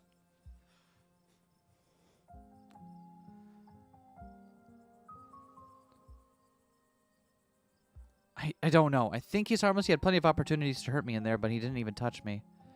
Never touched you yet. It's hard to find that reassuring. There's someone else in there, but that's my house. Rosalina and I live there. Did he say anything else to you? You don't need to trouble Eskay for any details. No one pay any mind to that man. Sybil! Sybil! What you doing? What you doing? Just a drifter. You'll be gone soon enough. In the meantime, steer clear and he won't make trouble. There's another carving in there. They keep giving me visions.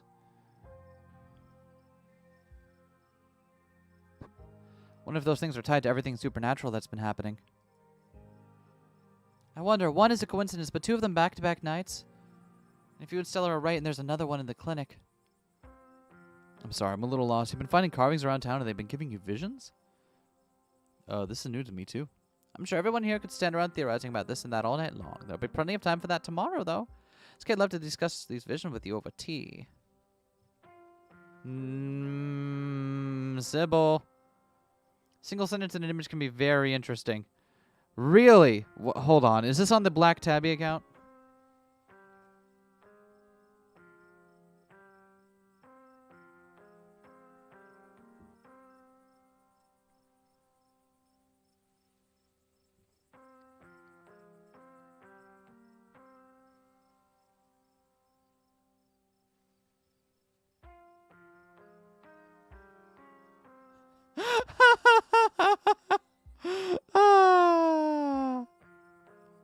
I didn't see that.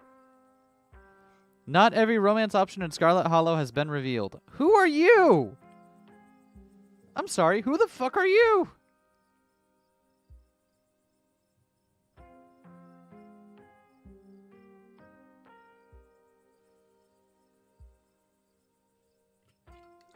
Well, check out Black Tabby's Twitter account if you want to see what that's about.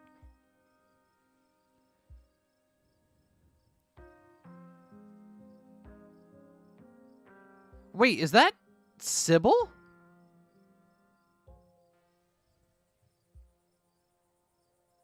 Can't you tell? Dealing psychic damage to the Discord server ever since. It sure looks like Sybil. It sure does. Were you all conscious that whole time? Everyone glances at each other, though none of them give any of their ears away. You can see how exhausted they are, how unsettled. Yeah. It was awful. Kind of fun, too, but mostly awful. Pretty sure we remember everything, at least up until Sybil showed up and snapped us out of it.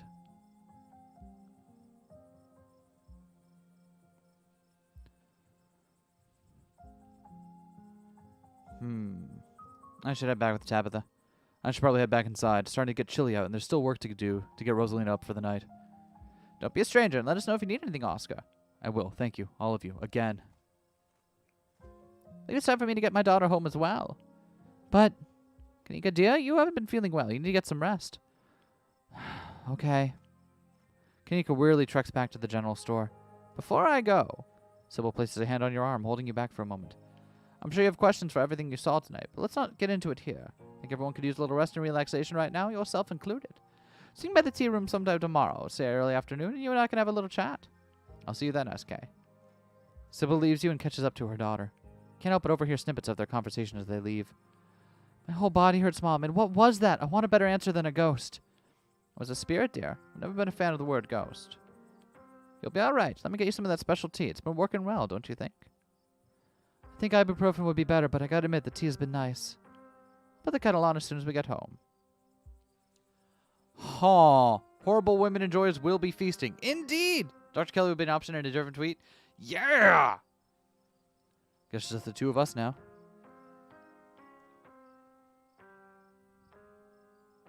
Do you have any idea who you were? I could roughly place most of the others. None whatsoever, but I remember everything I said, and I remember that cold feeling. Prisoner of the Scarlets. Wonder what your family was up to back then. It's gonna add to the ever-growing pile of mysteries, huh? Do you regret coming along tonight? Look, that was a horrible experience that will stick with me for the rest of my days. It was also kind of amazing for that. I don't know if it makes sense, but how many other people can say they were possessed by a ghost? I guess you finally got some shared trauma with everyone now. Guess I'll see you around. Yeah, I should probably get going too. Supposed to have a shift tomorrow morning. Might have to call in sick, but here's hoping a good night's sleep is enough to heal up. And tell Tabitha I hope she feels better soon. I'll see you around, Eskay. Avery heads off, leaving the square in front of the library empty. Time to wrap things up here. Back to the estate. Notice how being a weird new age witch affects her view on things. True. The ride back is nearly silent. Tabitha is visibly exhausted, her face drawn and pale. Fresh furrows have formed at the corners of her mouth and at the edges of her eyes, and her once uniformly sandy blonde hair is painted with streaks of white.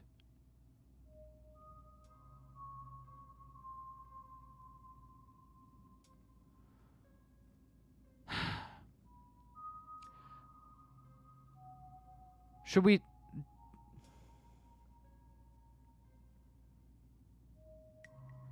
Why did... I should have been the one to take it. Why did you step in?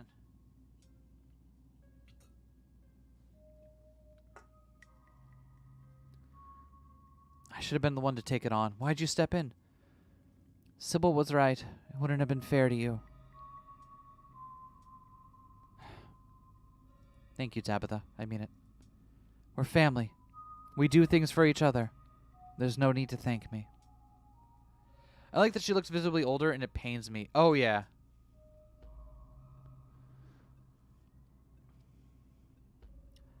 I don't think she wants to talk anymore about this. I'm willing to bet. So let's leave it at that. I'll slide back into silence as the car makes its way back to the estate.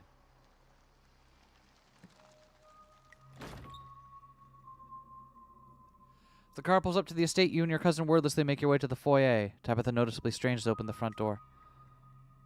I've never been so tired in my life. I am going to go to bed. Please don't get sucked into any more ghost dimensions before I can wake up and rescue you again.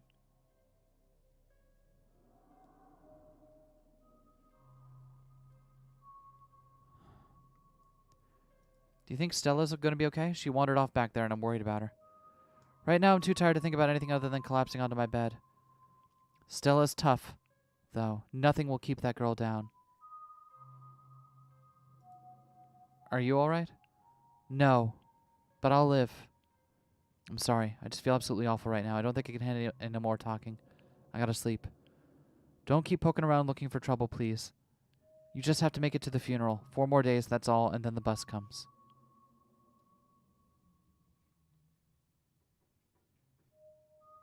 I'd like to stay in touch after all this is done. Maybe we could do that. It's been kind of lonely being the only Scarlet in our generation. Be nice to have someone else in the family. We'll see how things go. Anyway, good night. I'll see you tomorrow. Time to go to bed. You don't even notice yourself entering the guest room and falling into bed. Suddenly you're just there, buried under your family's musty covers.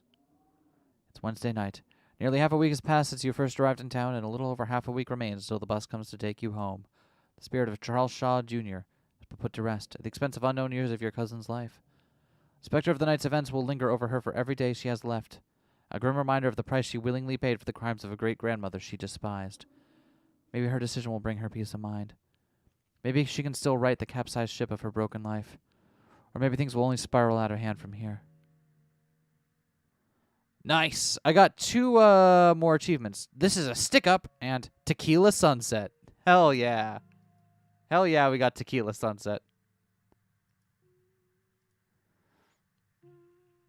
Paying the price today you makes her whole thing so sad.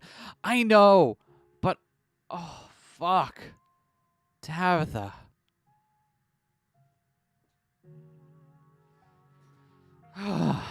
That's where we're ending the stream for today too.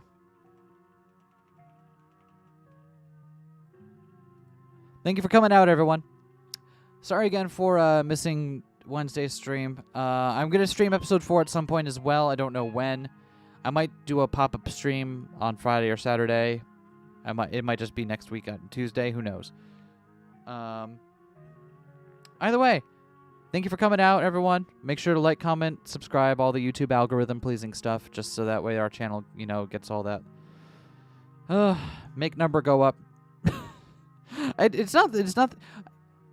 I don't care as much about the number going up as much as I care about the fact that, people get to see what we do. So every time you do that, it helps us out a little bit and helps more people get to see the fun stuff that we do. And I like that. So that's all I got for you. There will be a new episode of Two Queers Play tomorrow. I haven't decided what we're uploading yet. It'll probably be more 999. I've got one of those in the bank we can do. So look forward to that. And I hope you all have a great day.